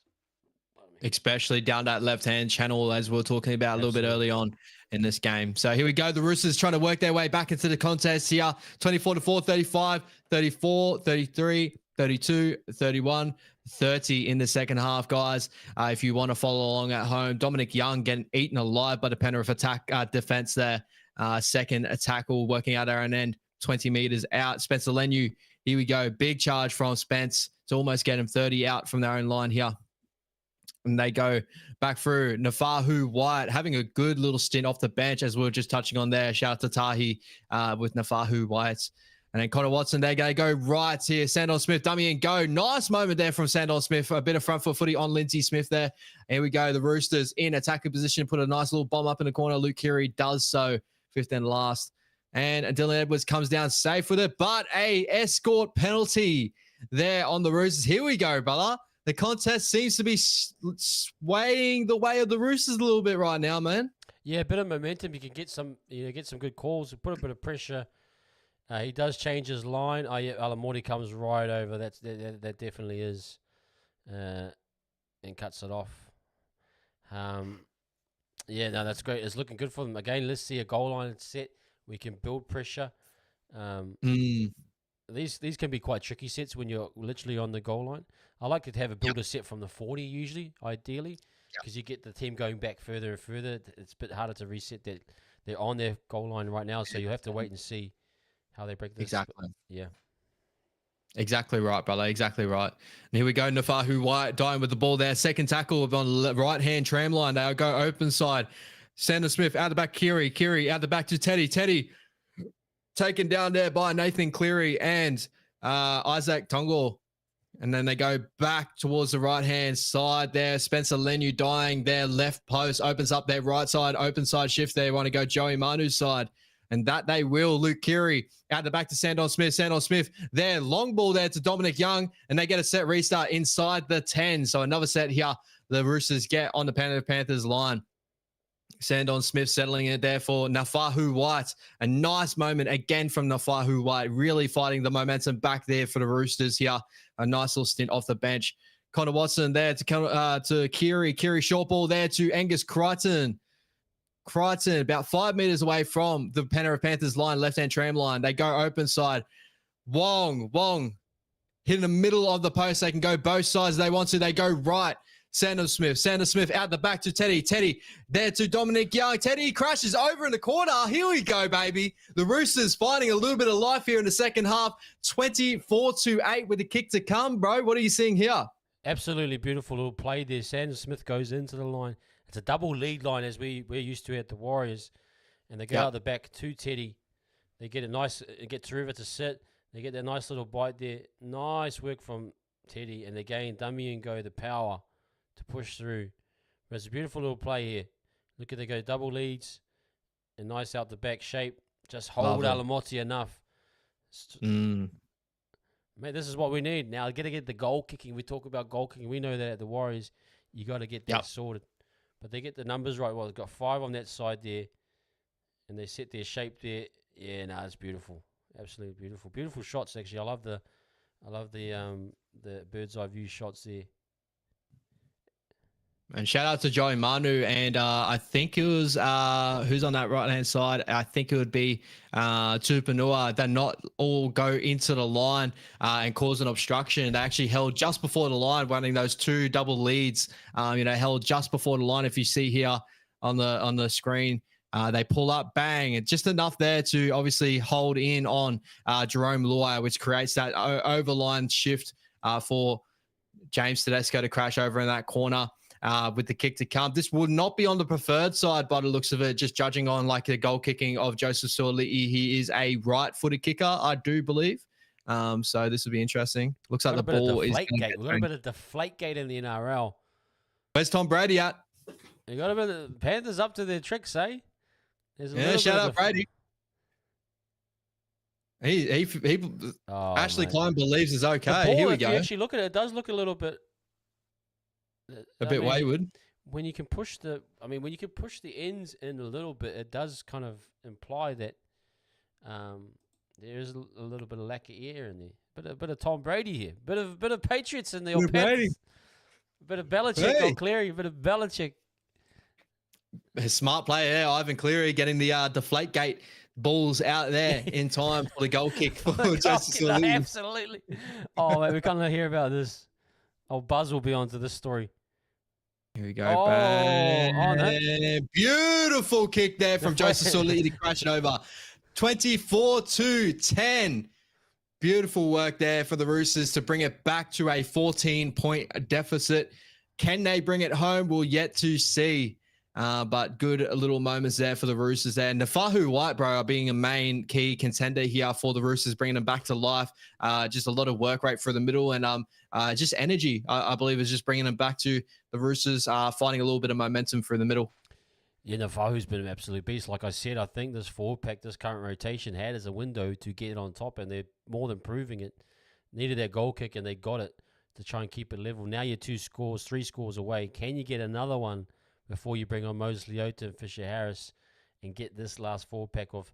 I'm not sure who 18 and 16 are in the Panthers, but they're working them, especially 16. Number 16 is getting a bit tired. This is a perfect time to strike. If you can get another one, it's game on. So, mate, yeah. Those boys you'll be calling out, bro. Matthew Eisenhuth, a little bit of, and under. Actually, no, sorry. It'd be Lindsay Smith and it would be Liam Henry. I think you'll be talking about there. Both boys getting worked over in the middle. Both young boys trying to get a good crack in first grade here in final series. But the Roosters finding a little bit of moments here. Fifth and last, getting about 45 away from their own line, kicking out at their own end here. Sam Sandon Smith, a nice boot there, straight down the throat of Suni Taruva. Yeah, interesting. I'm not sure, Case. There is probably a guy that has the. I saw a guy started coming to the sideline. Looks like the ball manager. I'm sure there's an NRL guy, from what I understand, that has to weigh the ounces of the ball per game. I'm sure he should be the guy they should be asking. I'm not sure why like you said, if he wants another ball, just give him one. Just give him one, yeah. I don't think they're changing anything, really, if you actually think about it. And then the Penrith Panthers trying to work it out our own end here. Fourth, a tackle. They get over the 50-meter line advantage. So the Panthers are in the Roosters territory currently right now. Isaiah Yeo, beautiful run there from Isaiah Yeo, a key member that you pointed out in the first half, just getting through his work as always, possibly going as the best lock in the competition right now. Nathan Cleary there on the right side puts a nice little bomb up to the corner. Here we go. Anyone contesting it here? James Tedesco, bang, comes down with the ball. No contest from Dylan Edwards, and that defensive set here for the Penrith Panthers. Yeah, it's a great period here for the Roosters. They're just showing signs that you can get at the Panthers. I mean, they had a really clinical start, but nothing to say that you can't. Oh, a little knock on there, little bobble. No. Oh, yes, it was. And that's just... And they call it. You got to be inch perfect. You got to be perfect in these situations. Now it's an attacking set for the Panthers, and we've seen that in the first half. Mate, this is really, really tricky. Up till that point, you just saw that little bob. Oh, no, probably hard to tell. Shout out Wade Egan. Shout out Wade Egan. Yeah. Shout out Wade Egan. Early on this year, night's game. Oh, yeah. It did touch the ground, even though he kind of regathered. Yeah. Well, here we go. A late little moment, man. Suni Taruva, Jerome Luai out the back of shape. Oh, nice run there from Liam Martin, but beautiful tackle there from Spencer on Liam Martin, and a big chirp going on in the background. Dominic Young's got a bit of space here and gets tackled there from Suni Taruva. Well done to stop that early attack there from the Roosters, that counter-attacking set they were trying to play there. Is but big moment. Docker Clay playing? Is he on the bench? He No. is. Yes, he is on the bench. 14th. He's yet to find the field at the moment. I wouldn't mind seeing him in the game at some point. Just trying to pick up the tempo around the ruck. And Fahu White's doing some strong carries here. Big moments there from the Roosters here. They're in good attacking position here. 5th and last, 40 away from the Penrith Panthers line. What can they do here with the ball? Luke Keary should put the bomb up into the corner by the looks of it. They're going to get some chases through. Anyone going to come down with this one here? Joseph Suoli goes high, but doesn't come down with it. Isaac Tungo going to go outside of Daniel Tupou down the sideline. Just stays in. Beautiful work there from Isaac Tungo to stay inside the field. 24-10, 27 minutes away from the full-time Hooter. The Penrith Panthers working out of their own end here through Brian To'o. There we go. Look at this. It's taking all the balls here. The pressure gauge, it's all good. Deflate gate, baby. Deflate gate. Buzz is going to be onto this one. Him and Bulldog Richie will be calling out for new pressures. Check the pressure on the balls. It's very interesting. Very interesting. Beautiful. Out the back there, Nathan Cleary. Nathan Cleary down to Dylan Edwards. Dylan Edwards to Isaac Tungo. Isaac Tungo working up against Joseph Suoli'i there. 5th and last, the Penrith Panthers are about 30 away from the Roosters line here. Nathan Cleary to put a bomb up for a contest. Paul Alamonte looks like he's getting there for it, but doesn't come down with the ball.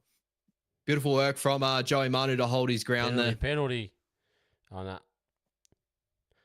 Yeah, there was a bit of time there on the ground. He must have regathered it at the foot, but they look like a knock on. Missed that one. Yeah. Interesting. Anyway, we continue on here. The Roosters working out our own end. Beautiful run there from Satili Tupanua to get him over that 40-meter line. 4th tackle. The Roosters are on a little bit of a surge here. They're going to go an early kick. No, they don't. Joey Manu getting through some work in the middle there to get him to the 50-meter line. So here the Roosters are at the middle of the field. Luke Keary to come in for the kick, and a nice bit of a wayward kick there. Gets Dylan Edwards on his bike, but he works it out of his own end. He had to get him to the 20-meter line and more. First tackle missed there from Sandon Smith. Dylan Edwards continuing on. Beautiful run there to the 30-meter line. Beautiful work from Dominic Young, though, to shut down Dylan Edwards' run there. Just beautiful by Dylan, and again goes back to the origin. Those are the little runs you need. Those are little game changers, get you back to the 30. Now you've got a strong set with To'o just absolutely grinding it to the halfway line. Amazing. What a freak. What a freak, as we know. Isaiah Yeo there, short ball there to Liam Henry. 40 meters out from the Roosters line. 4th tackle. What can the Penrith Panthers do here with a little bit of ball down the opposite end of the field? Back on the inside of Dylan Edwards. Dylan Edwards, bang, short ball there to Liam Henry. Dies of the ball again. No, that is Matt Eisenhoof. I do apologize. And we go Kenny out to Jerome Luai. 30 meters out, puts a little chip kick into the corner. And Dominic Young should take that with ease. But James Tedesco finds a little bit of space in between two defenders, but well done to Mitch Kenny to wrap him up there. Well, yeah. And look, you gotta just switches the momentum back again. That one knock on from Watson has just kind of pushed them back, taken about 2 minutes away from them. Now they're working their way back out. So it just tells you how important errors are in terms of momentum. Dominic Young finds himself on the opposite side of the field, and he's running in behind a couple of people there. The Roosters looking a little bit everywhere, but beautiful work from Fahu White just to go straight and forward to try and get the Roosters back on the charge. Connor Watson there to Luke Keary. Luke Keary early tackles, kick, but Brian To'o makes his way back, and here the Panthers are about to get some really good. Here we go. Brian To'o finds a little bit of room there, cutting back on the inside. Connor Watson over that 45-meter line here, 40 meters out from the Roosters line, guys.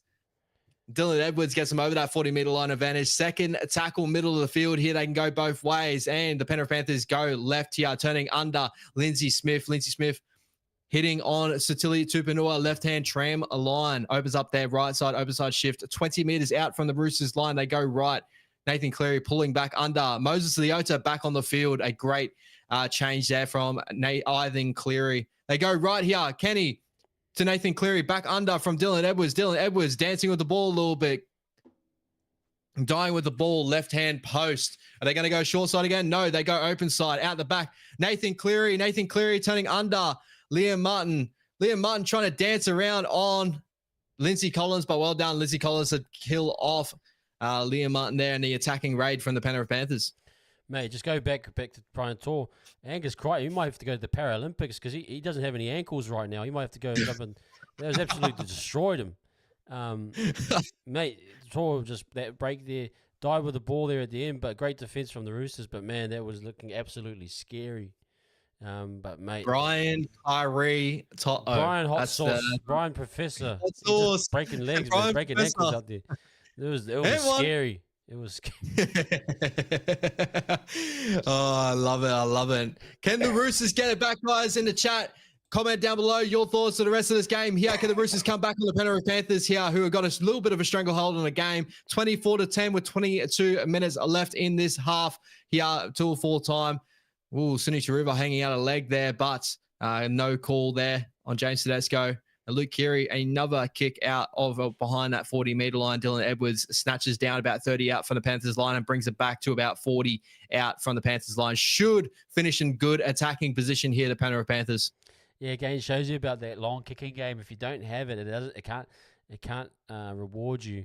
And now it's got a momentum to the Panthers. You need that long kick game. Absolutely. Woo! Boosh, welcome to the chat, my man. Appreciate you coming through. $5 here. Evening, gents. Trying hard to support a team in the finals, but I can't. Next year's our year. Hey, I think we're in the same boat, brother. I think we're in the same boat. But appreciate you, bro. Your hard-earned $5. We do appreciate here on Wise Up TV. Thank you, Bruce. Appreciate you as always. Hope those smelling balls are still working in your car. I know it's been a while, a couple months. Maybe they've died out like the Warriors season has, but I hope they're still smelling fresh. But thank you very much, man. Yes. We really do appreciate that. Celebrate, baby. Let's go. Nice take there from Joey Manu on that fifth and last kick from Nathan Cleary to try and stop this raid of the Penrith Panthers. Seems like the momentum shift back in the Penrith Panthers' favor here with the Roosters trying to find a little bit of momentum back after halftime. The Penrith Panthers have wrestled back a little bit of momentum right now. Yeah, they really have. Again, just keeping them down their end. Again, if you don't have that long kicking game, you have to almost create everything. And again, if they're going to get to a kick here, it's going to be short. Here we go. Terrell May with the interchange there. Nice offload. They go long there too. Lindsay Collins finds himself in an edge back roller type role there. Fifth and last, the Roosters are here just before the 50, but Luke Keary gets over the 50 before he puts a kick up into the corner. Dylan Edwards will take this with ease and he will bring it back. Nice long little ball there to Suni Taruva. Hear him dancing here on Satili Tupanua, but dies with the ball well down to Satili on the smaller, more mobile man of Suni Taruva. Second tackle, Paul Alamonte working out of his own end. What do you got for us, my bro? I was just thinking, man, like how does a team like the Panthers just build this? It's almost like they're just been a level above everyone, and it's just for such a long period of dominance. Is it just the quality of the players, or is it the system?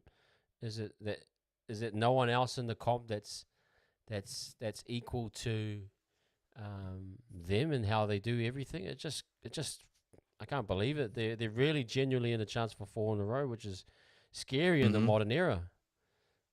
Wow. It's what happens when a long-term plan goes right, when they got a lot of great players that have an amazing fitness level. Their strength and conditioning's on a different level there with the Penrith Panthers, and they can produce their system can actually play out the way they're supposed to there, right?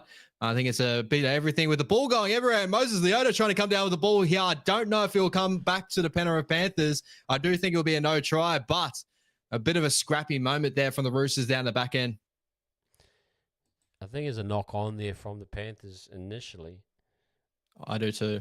Let's see who gets up there first. So Teddy's a little bit late to cover. Who gets up high? That's Liam Martin again trying to go for a specky. Has he played AFL in his juniors at all, Liam Martin? He might have. Look at him tonight. Look at him. I would say that probably just comes off Liam Martin first, maybe. Yeah, it does look like it. So it's like going backwards at this moment. Then their elbow there. Oh, yeah, his hands underneath the push. Yeah, his hands underneath. Yep. So it is. Yep. All right.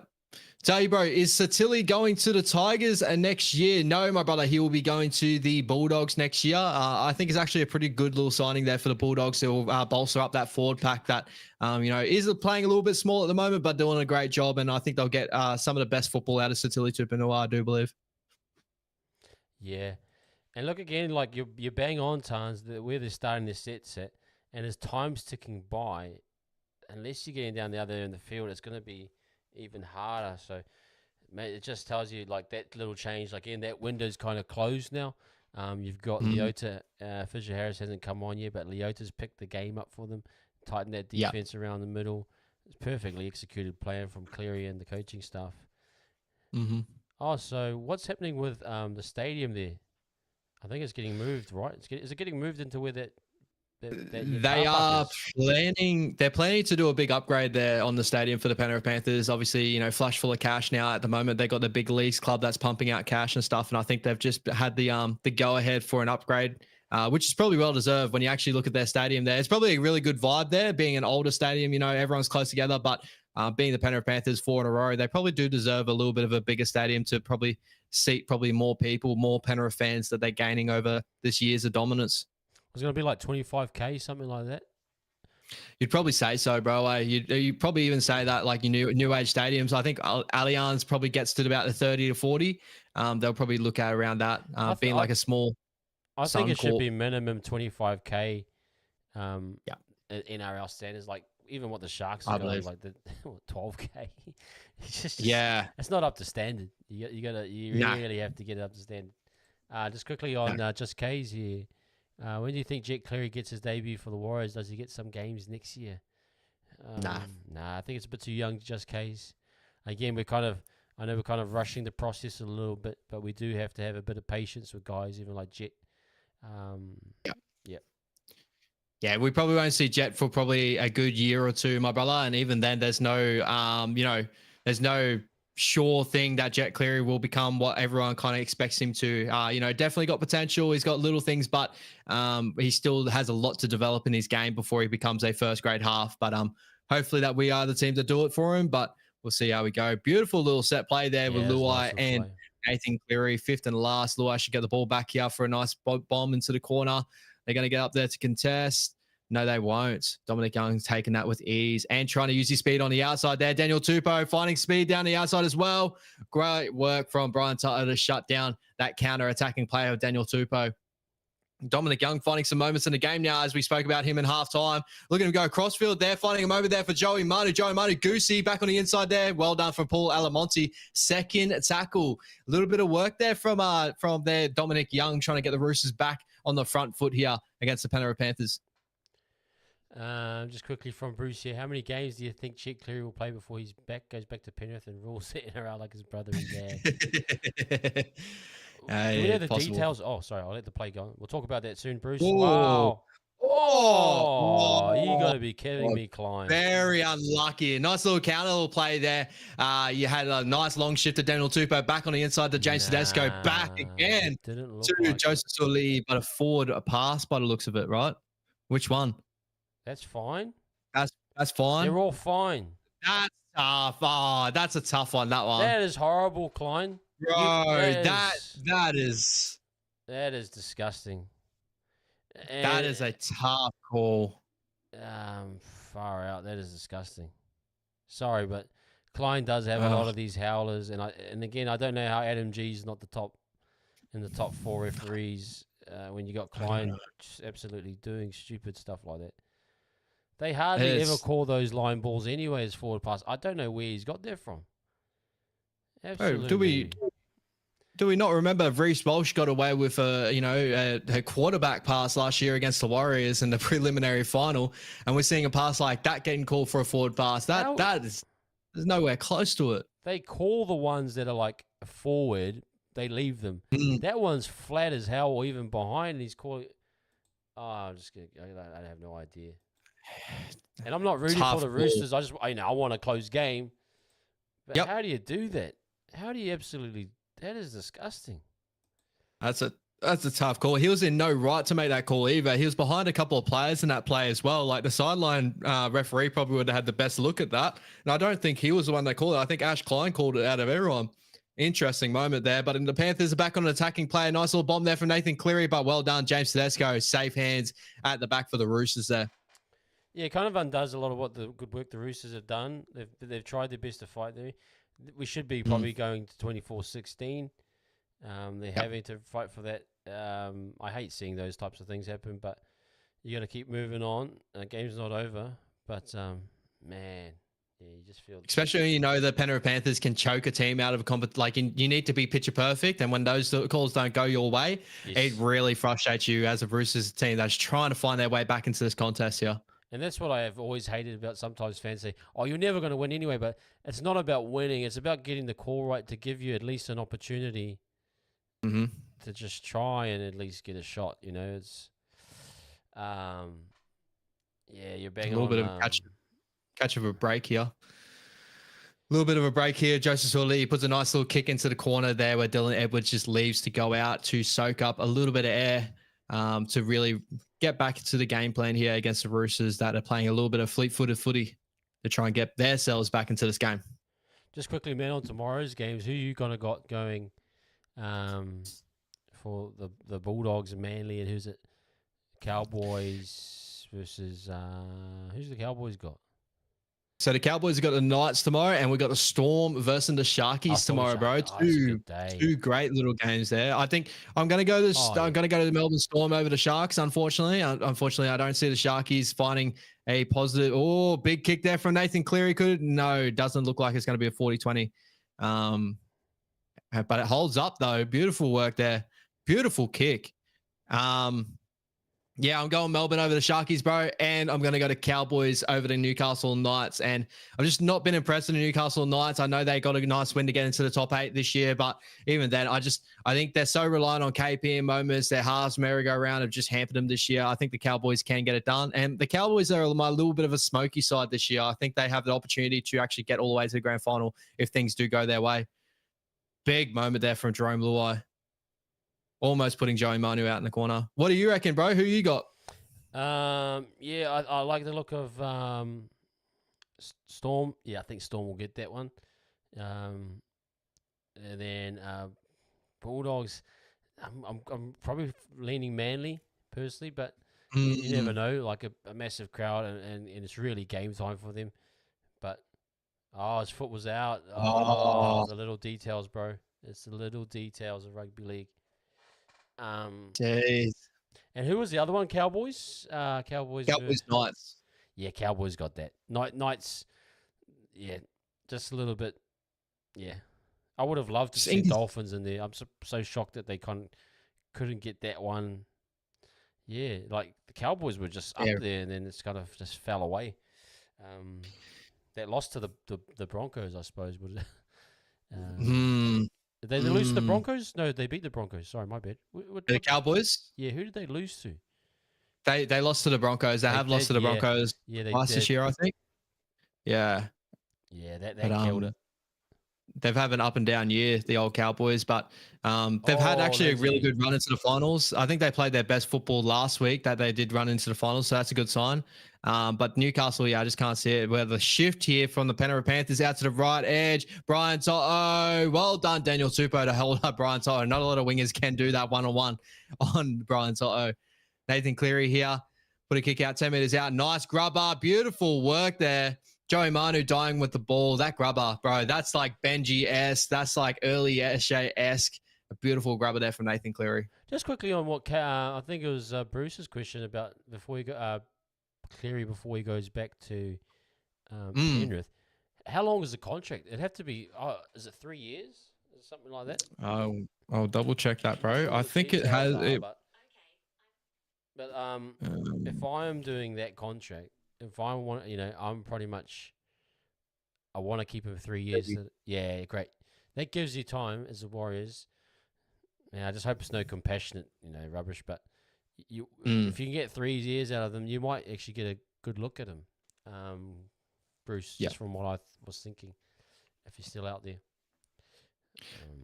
Yeah, he's got a nice little running game in that to him. It's just all the playmaking stuff that like he looks so similar to Nathan, but he's still got a little bit to work on in his game. He hasn't had the best Jersey Flegg season this year.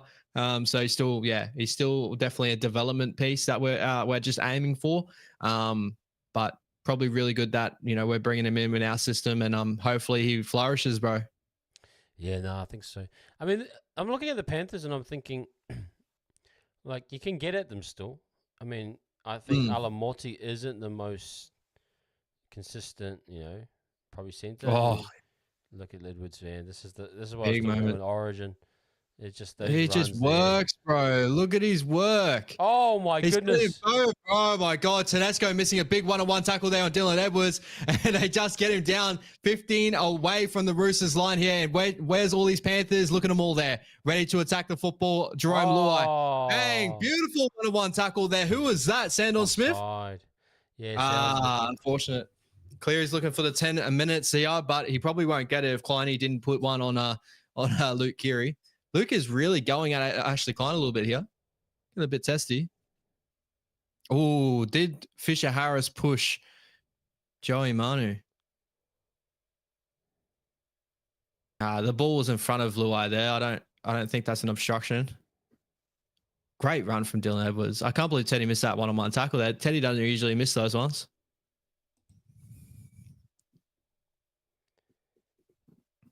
But here we go.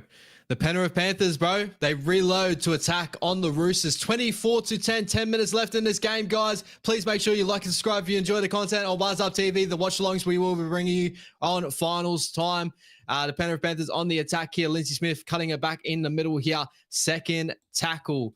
Where they're going to go, it's in the middle of the post. They can go either way. They do look Nathan Cleary's side, right side, and it goes that way. Nathan Cleary there to Dylan Edwards, back under to Isaac Tungo.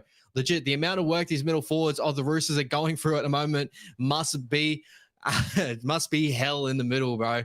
Here we go. They go long there. Nathan Cleary on the left-hand side. Nice little grubber in behind. Alamonte and Lindsay Smith get there. No, it's Luke Garner.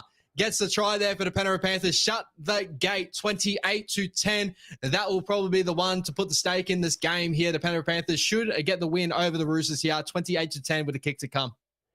Wow, Luke Garden, I think with a double there, just insane. I think this is a great little play. The timing of the kick again, Nathan. The little weight on the kicks are just perfect. He's just got a really good handle on the weight of his kicks and placement of them. That's always tricky, that grubber through, to be able to turn, to hold for the defensive shape outside, something Penrith is so good at. Mate, it's just world class. Again, they absorbed that pressure for a good 30 minutes there. The Roosters had a strong kind of comeback, missed a few things. But mate, yeah, just overpowering, really too much. Too much, bro. Just too much. They're so clinical. They're so smart. We did feel like, coming out of halftime when the Roosters went bang, bang, they were trying to wrestle back momentum. We were like, is there a game here? But very smart plays there for Ivan Cleary to get his two big key men in the middle back on the field to wrestle back the momentum back into the Penrith Panthers' favor. And they strike where the iron is hot. 28-10, kick to come. This should be 30-10. Nathan usually doesn't miss these ones. Very close out from the post. Alan Morty actually does a good job there, kind of holding his spot. It doesn't allow Manu to come through and kind of attack the ball. Very so smart. those little details too, just that kind of a little thing as well. Hours of practice, yeah. Again, just it's a club that's built on the one percenters. Again, you look at a lot of their shape. They'll shoot, play too wide, and then they'll have someone coming back in against the green. It could be a half, it could be a centre. And it just puts that pressure on that defensive line to be able to the middles to be able to hold.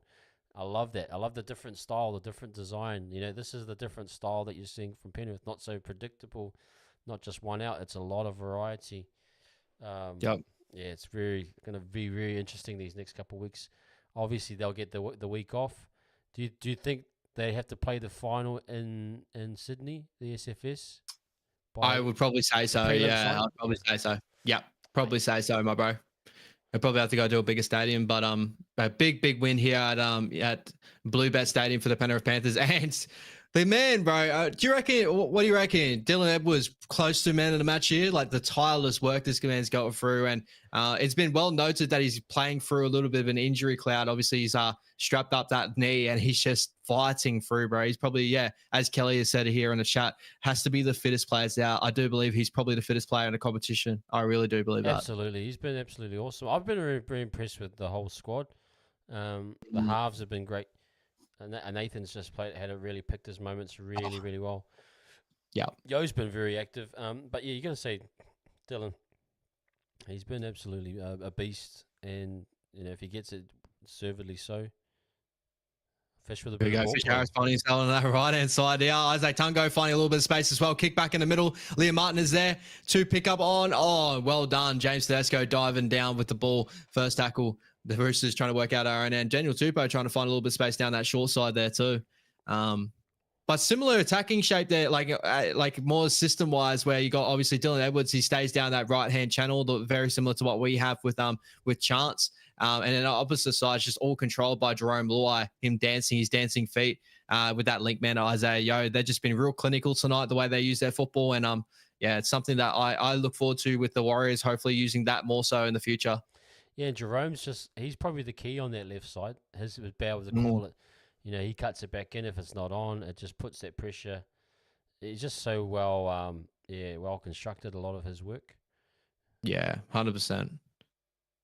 The Tigers are getting a good one there next year with Jerome Luai, but he's still got work to do for the Penrith Panthers here to get their 4th title in a row in 2024. 6 minutes and 5 seconds left in this game. Guys, please make sure you like and subscribe if you enjoyed the content on Wise Up TV as we are bringing some more content for the finals time. We got Monday members Monday on the club room. Yep, that's going to be really exciting for you guys. So any Q&A, guys, doesn't have to be just the Warriors. Could be about the final series. Could be about our personal lives. Could be anything, guys. Feel free to jump into members Mondays if you are a member of Wise Up TV. $5.99 a month, guys. If you do, feel free to support the channel. We do love the support you guys bring to us. You're not obliged to, but feel free. And a beautiful little moment there. Mary Fowler moment there for Nathan Cleary. And Fish almost getting over.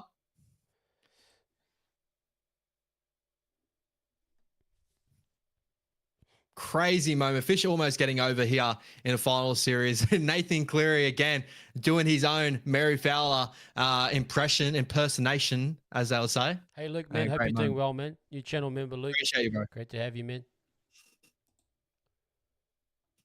Here we go. Roosters trying to make something out of nothing here. Joseph Suoli'i one-on-one with Isaac Tungo on that edge. And the Panthers just come here to shut him down. Yeah, he's absolutely amazing, Kelly.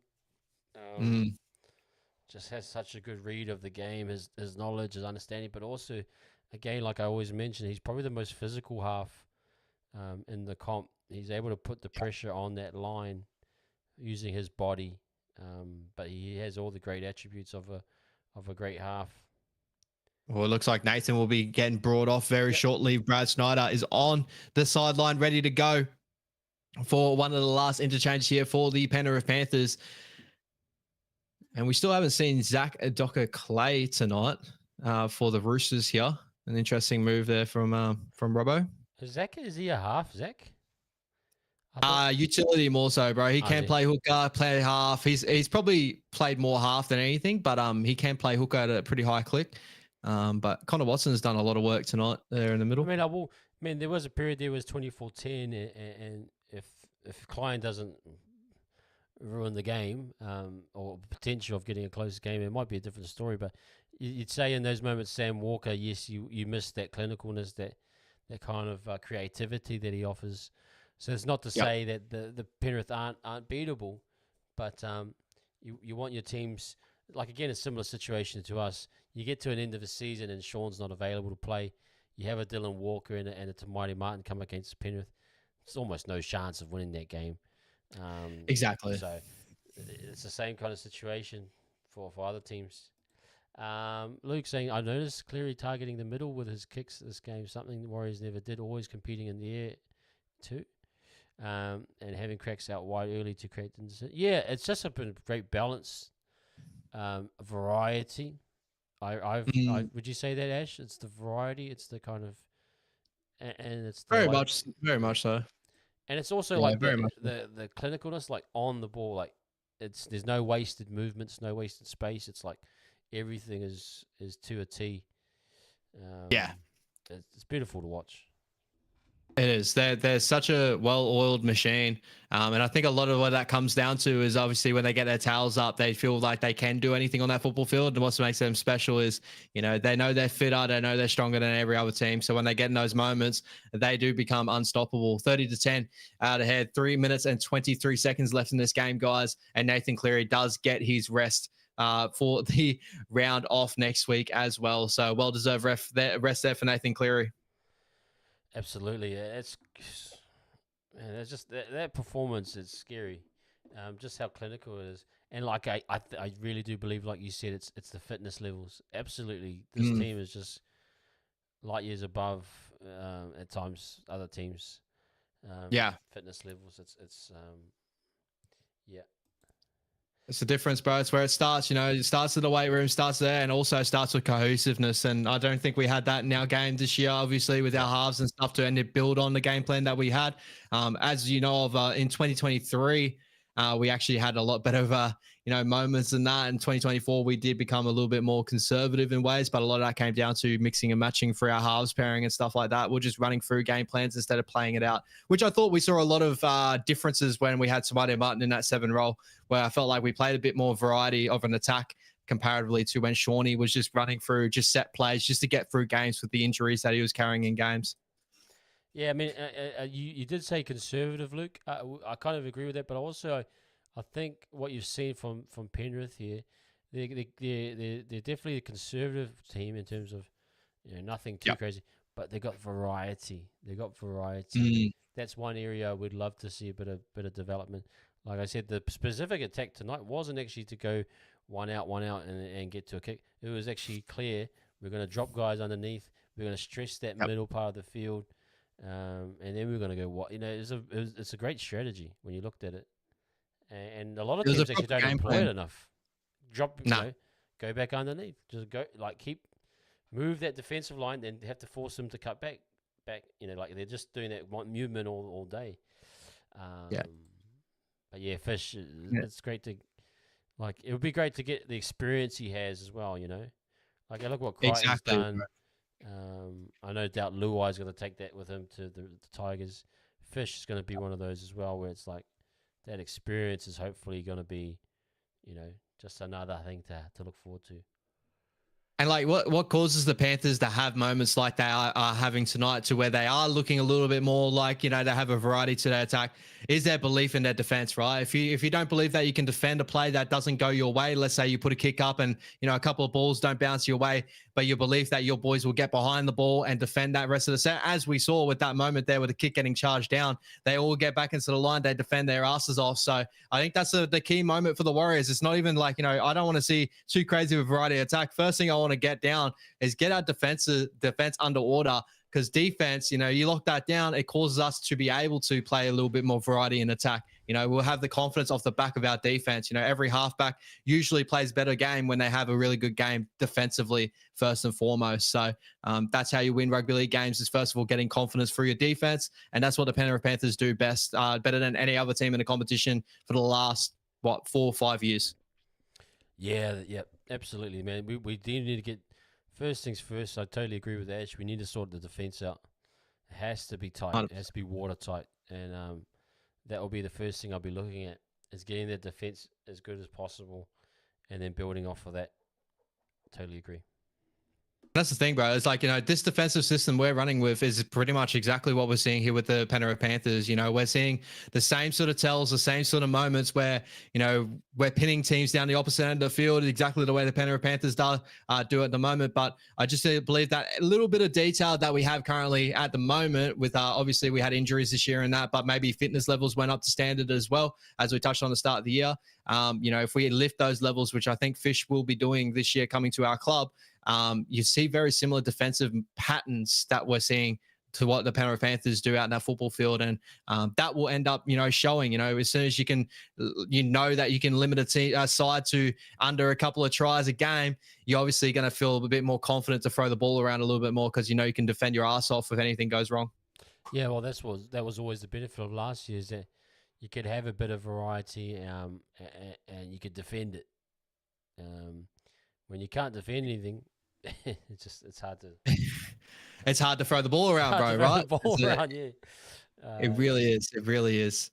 And it's hard to have confidence in your game. And that's it. Yeah. Defense wins competitions. And that's the one thing we need to fix up for next year. But incredible win here from the Penrith Panthers. 30-10, an absolute clinic on the Sydney Roosters. A long ride to the grand final for the Sydney Roosters if they're able to get there. But the Penrith Panthers fast-tracked into the preliminary final. An amazing work for Nathan Cleary back into this lineup. Dylan Edwards, Isaiah Yeo, all the key members. But sprinkle on top the Jerome Luais and the Fisher Harris, the Leotas, the key members in that squad. So great victory there, bro. Your thoughts? Anything last you want to touch on?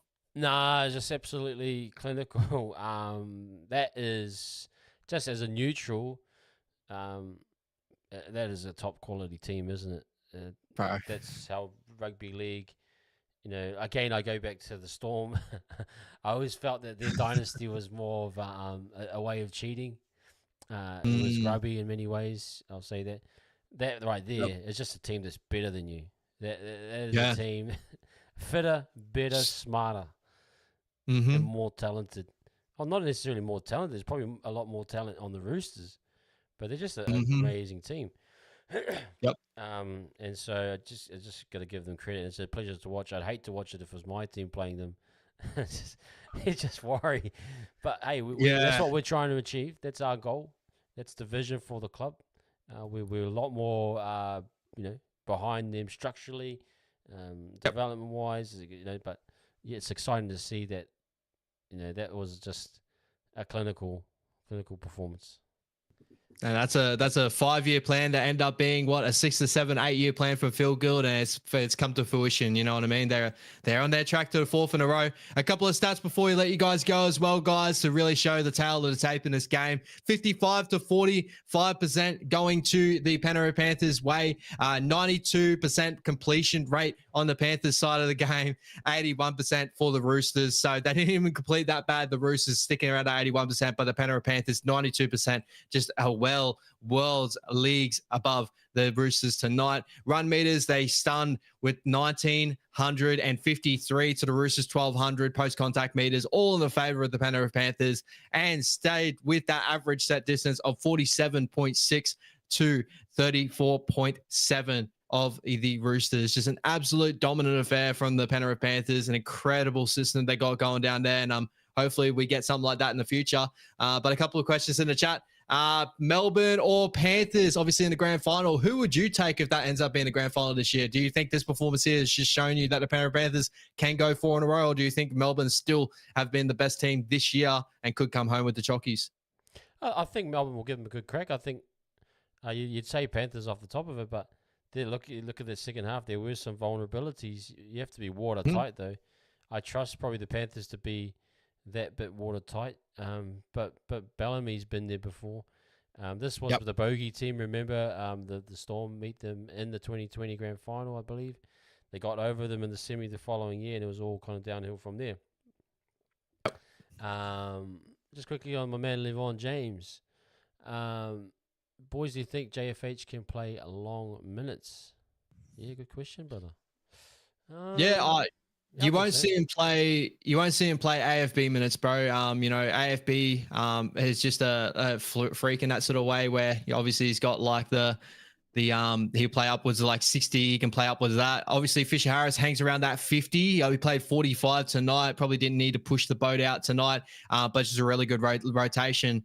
But I think, with that question, I think the way I want to come across to it is like when we bring Fisher Harris over, we become more of a team structure than just rely on a juggernaut as an AFB. And I do, preface this question as well. If you look at any other team in the competition that has a spearhead prop and tell me where they've actually positioned themselves on the ladder comparatively to a team-based prop room, you'll actually see the difference between the two. And that's why I'm more excited having Fisher Harris over there to lift standards and really, have a really good rotation prop-wise. I think we'll be playing him for about 50 minutes a game, 40 minutes a game, just having a really nice rotation. I do believe, I touched on it last time, bro. You think of Payne Haas, think of Joseph Tarpanay, think of AFB, you think of, all the top big props in the competition and see where all those teams are placed on the ladder this year. And then you look at the top teams of the year this year. You had the Melbourne Storm with the prop room of, probably Kama Kamitha and Josh King. Even the Roosters, you got the Lindsay Collins of the world, stuff like that. You got the Penrith Panthers with Leota and Fisher Harris.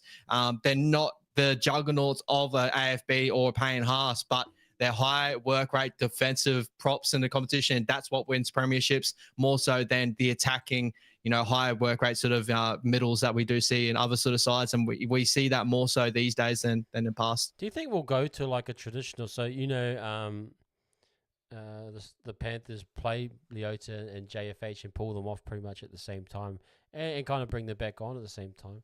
Do you think we'll go to that typical 2-man off, 2-man on rotation?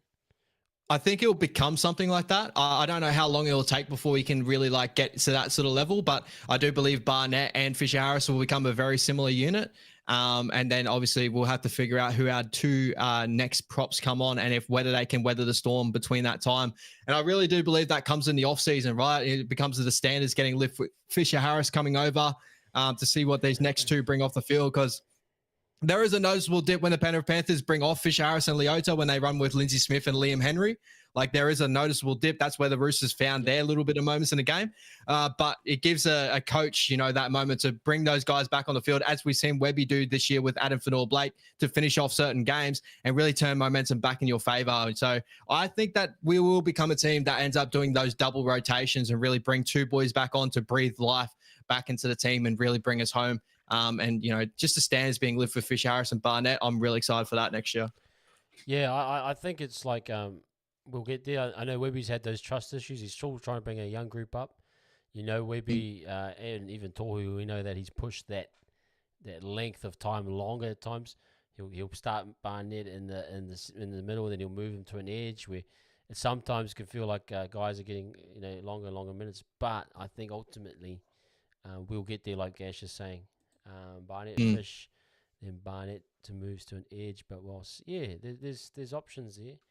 I'd like to have kind of a typical 2 for 2 at some point, and who that clearly is.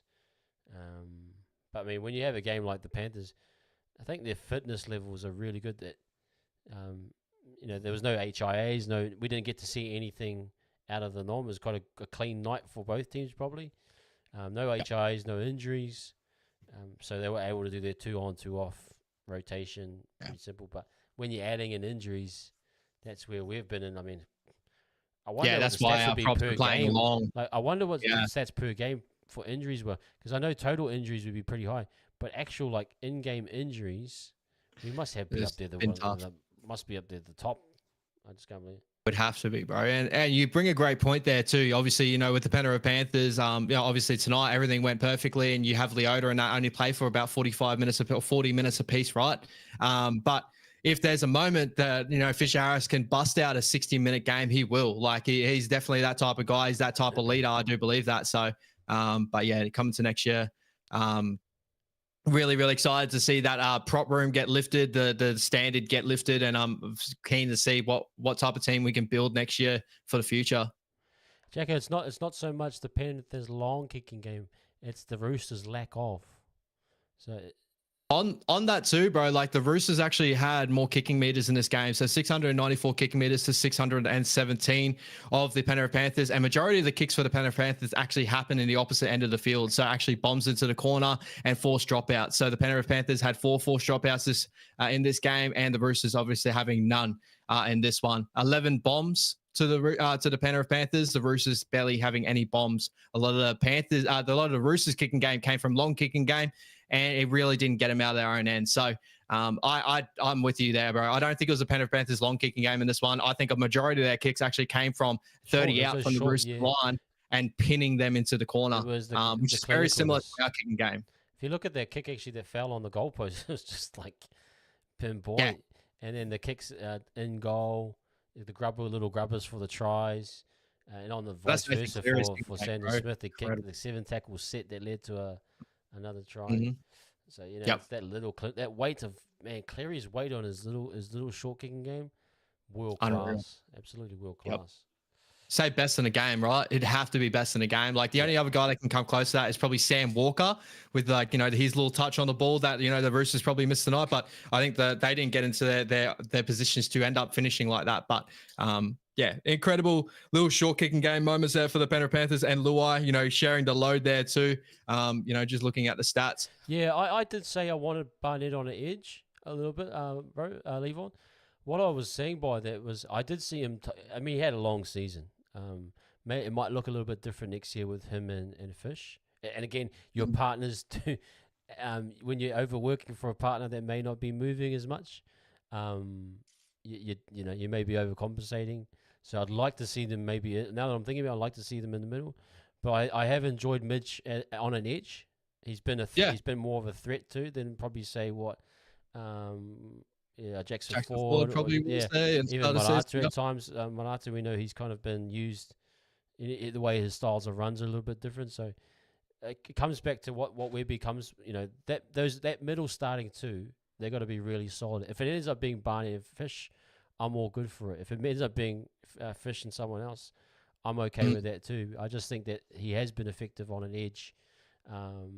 But yeah, with the signing of Aaron Clark as well too, bro. Like if I'm thinking off the top of my head, our prop room rotation, like you'd probably have, for me, I'd preferably go Fisher Harris and Barnett up front, right? But then you think about bench, you probably look at Dylan Walker, you probably look at Aaron Clark, you probably look at wherever Tohu probably sits in that rotation, if Tohu's at 13 or whatever.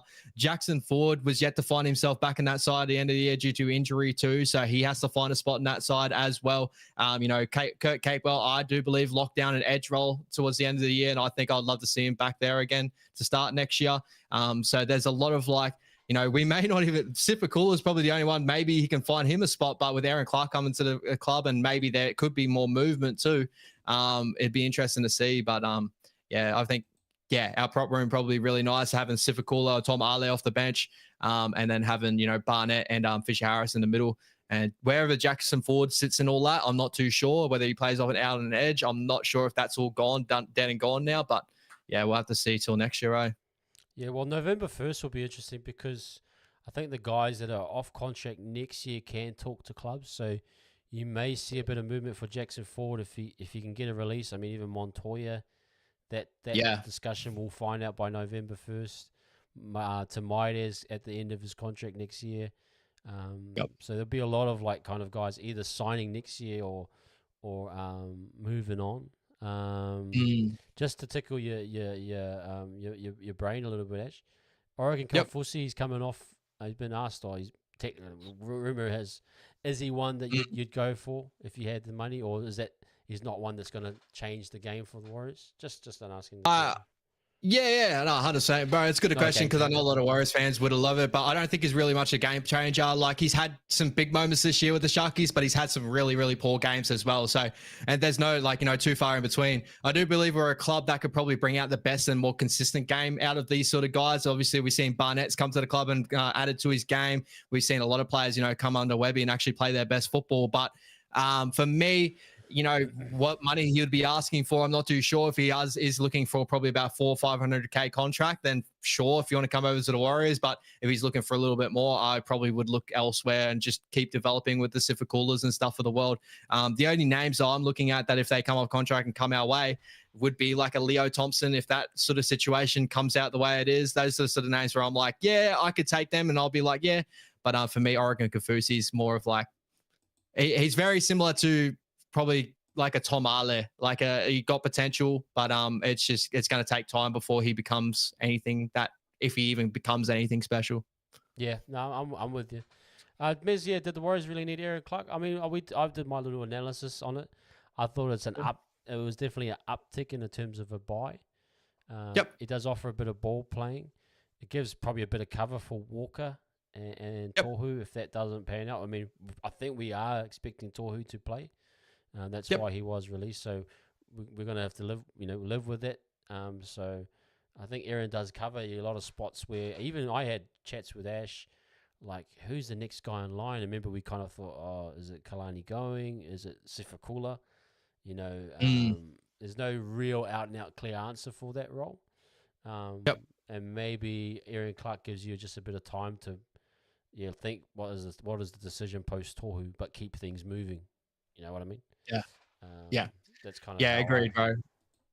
Agreed on all fronts, bro. We lost Jazzy Devanga. He's a younger piece, very similar to a Jazzy, probably an uptick in multiple different areas. Like, can play hooker cover, can play, in a middle prop forward, can play in that lock forward rotation. I do agree. Like, if Dylan Walker, he has been a guy that has found injuries in his career as well. If he does find his way out of lineup, he's a perfect guy that we can put in that very similar role to have rotation with Tohu Harris. So I think it's a great signing for, Tynes was saying it looks like about a 300K signing, which, if that is true, incredible value.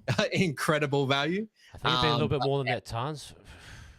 Maybe. Yeah, it'd be incredible value. The salary cap has gone up. You lost AFB. Oh, that's gone. Money's gone to thing. SJ money, Jazz money.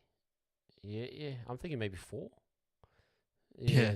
But probably if it's 3, frick, that's a buy. I'll take that all day. It was like when I heard that Fish. I think what was it? The rumor that Fish was coming over for 650. Like, that's cheap as chips, bro. I'll take that all day for a premier prop. That's like gonna lift our prop room. But you see the comments. I see you too. We are gold comment. There's no way. No, I ain't touching anywhere. No, everyone wants speed, but no way. Oh, we're not doing that. No way. Shout out to Joshy. Loves a good time. It sounded off as soon as the way Gus was explaining it. He was trying to really save him. He said, what was it? It's come out positive. Okay, but then I did a retest, so I'll wait for that. Yeah, Gus he vehemently says that it was wrong. It was wrong. I'm like, what's the go there, right? He pretty much, he's like, bold-faced lied. Everyone said, no, it's negative, then comes out today. Yeah, it's positive. So what do you do now? Like, bro, just come out and just say it, bro. Like, honestly, if you just came out and said, listen, I got done for it, is what it is. We've seen multiple rugby league players get done for the same thing. Though, Josh Adokak. Okay. But the Vontaes, we are not going to touch that guy. No way. Nah, and especially what the Bulldogs had for 800K in that, his market value would be. We need speed, but not that kind of speed. You know what I mean? Yeah, no, bro. No, you bring other speed, bro. No way. No way. No. You don't need both speeds, if you know what I'm saying. Back line here. CNK, RTS data. Barry Leo. That's probably mine at the moment. Yeah, that's mine at the moment, bro. Marcelo, if he does move on, probably. But that's probably I'd say that's probably about it, right, for now. Yeah, I agree with that. I think that's mine at the moment. Yeah.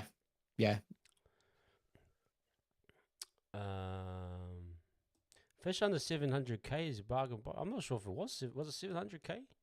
I'm pretty sure it was, bro. Wow. From memory, I think Tan said equals 675. I think he was that reportedly. I'll just double check that, but I remember it being cheap. At least oh man, that is gold. Oh man, that is absolutely gold. Here you go. Contracts. Yeah, man. Oh, crazy, man. Crazy. Where's the reported signing? I'm sure I heard rumors that it was 675, but I can't see it. That is bargain if it is.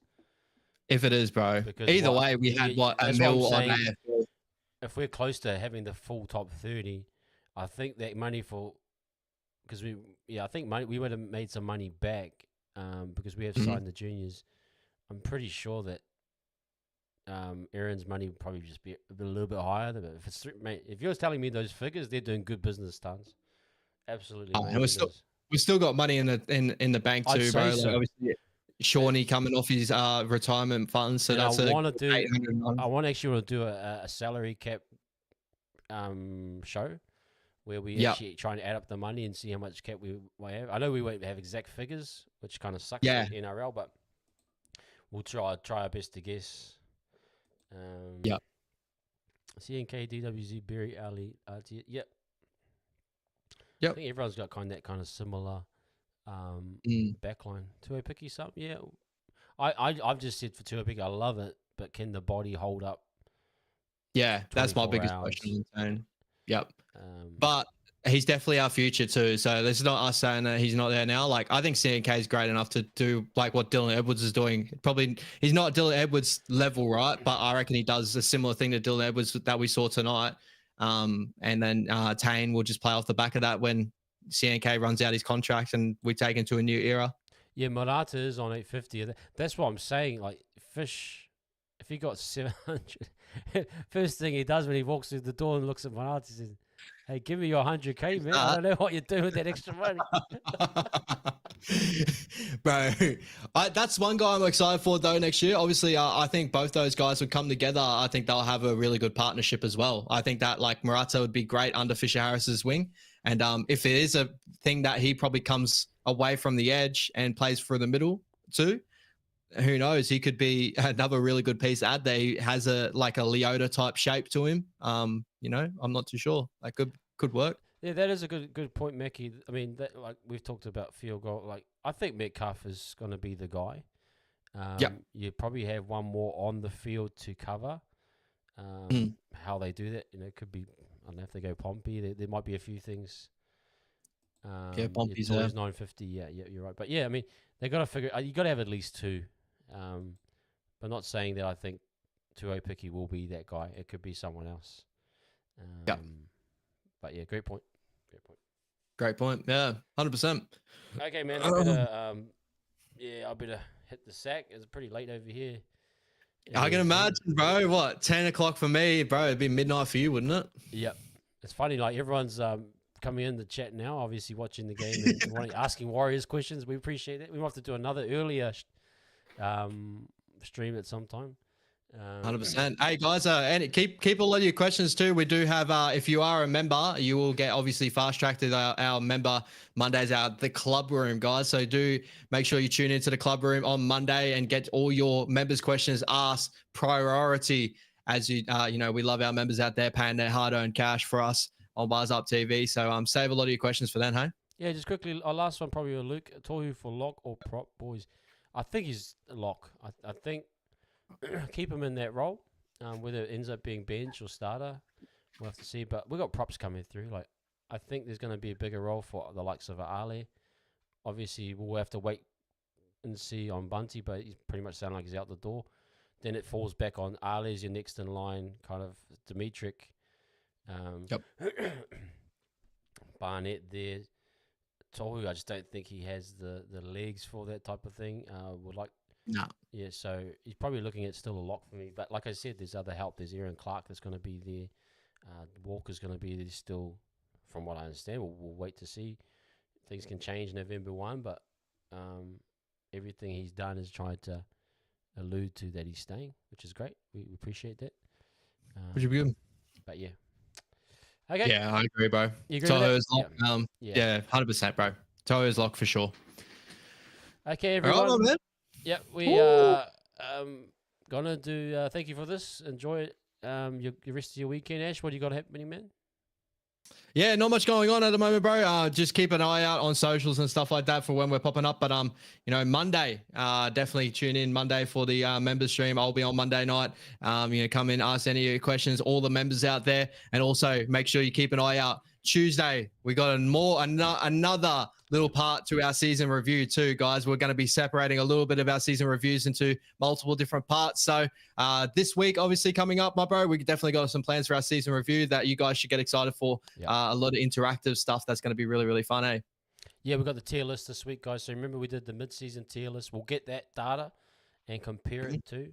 I'm going to actually add in a few more rows because I think we can now split guys into either good, very good, poor, very poor. There's space to kind of flesh it out a bit more. Come along for that on Tuesday. But come along Monday. The club rooms with Monday with Ash. You'll be on, Ash. 100%. Cool. So We'll be there ready. yeah, we still got heaps of content. There's heaps of stuff to break down. From the sounds of the chat, you guys want to keep talking Warriors for the next. I might see you guys on Christmas Day stream, and you guys be like, "Hey, what do you think about this guy?" Oh, That's why we love the Warriors community, my bro. They go crazy. They're the best community in the world, man. And also, we got the international footy coming up too. So Wise Up TV is not slowing down till probably late November times, bro. And then we'll see what the new year brings, huh? Yeah, we'll do Christmas presents and we'll do some different topics by then. Oh, that'd be mad. Great idea. Okay, everyone. Thank you very much. Thank you everyone for super chats as well. Bruce, we appreciate that. All of our members, we see you. Thank you for your support and everyone else that's been in the chat. It's great to have you. Hope you enjoyed that one. I'll just quickly, Ash, so you had Storm winning, Cowboys, and who was the other one there? I had the Dogs. You got the Doggies coming through over Manly. But that one, bro, is a coin flip game for me, bro. It all comes down to Tommy Turbo. How healthy is Turbo? Is he ready to go? Is he not ready to go? But yeah, that's going to be a tough game, that one. I'm actually going with you. I think the Dogs get over this one. I think there's definitely one game that you should have where the crowd brings you home and it's a beautiful moment. Similar to how we had our game against the Knights. I think this might be that one moment for the Bulldogs. So yeah, guys, enjoy the rest of your games. We'll catch you later. And up the wires as always. Peace. Up the wires, baby. Okay.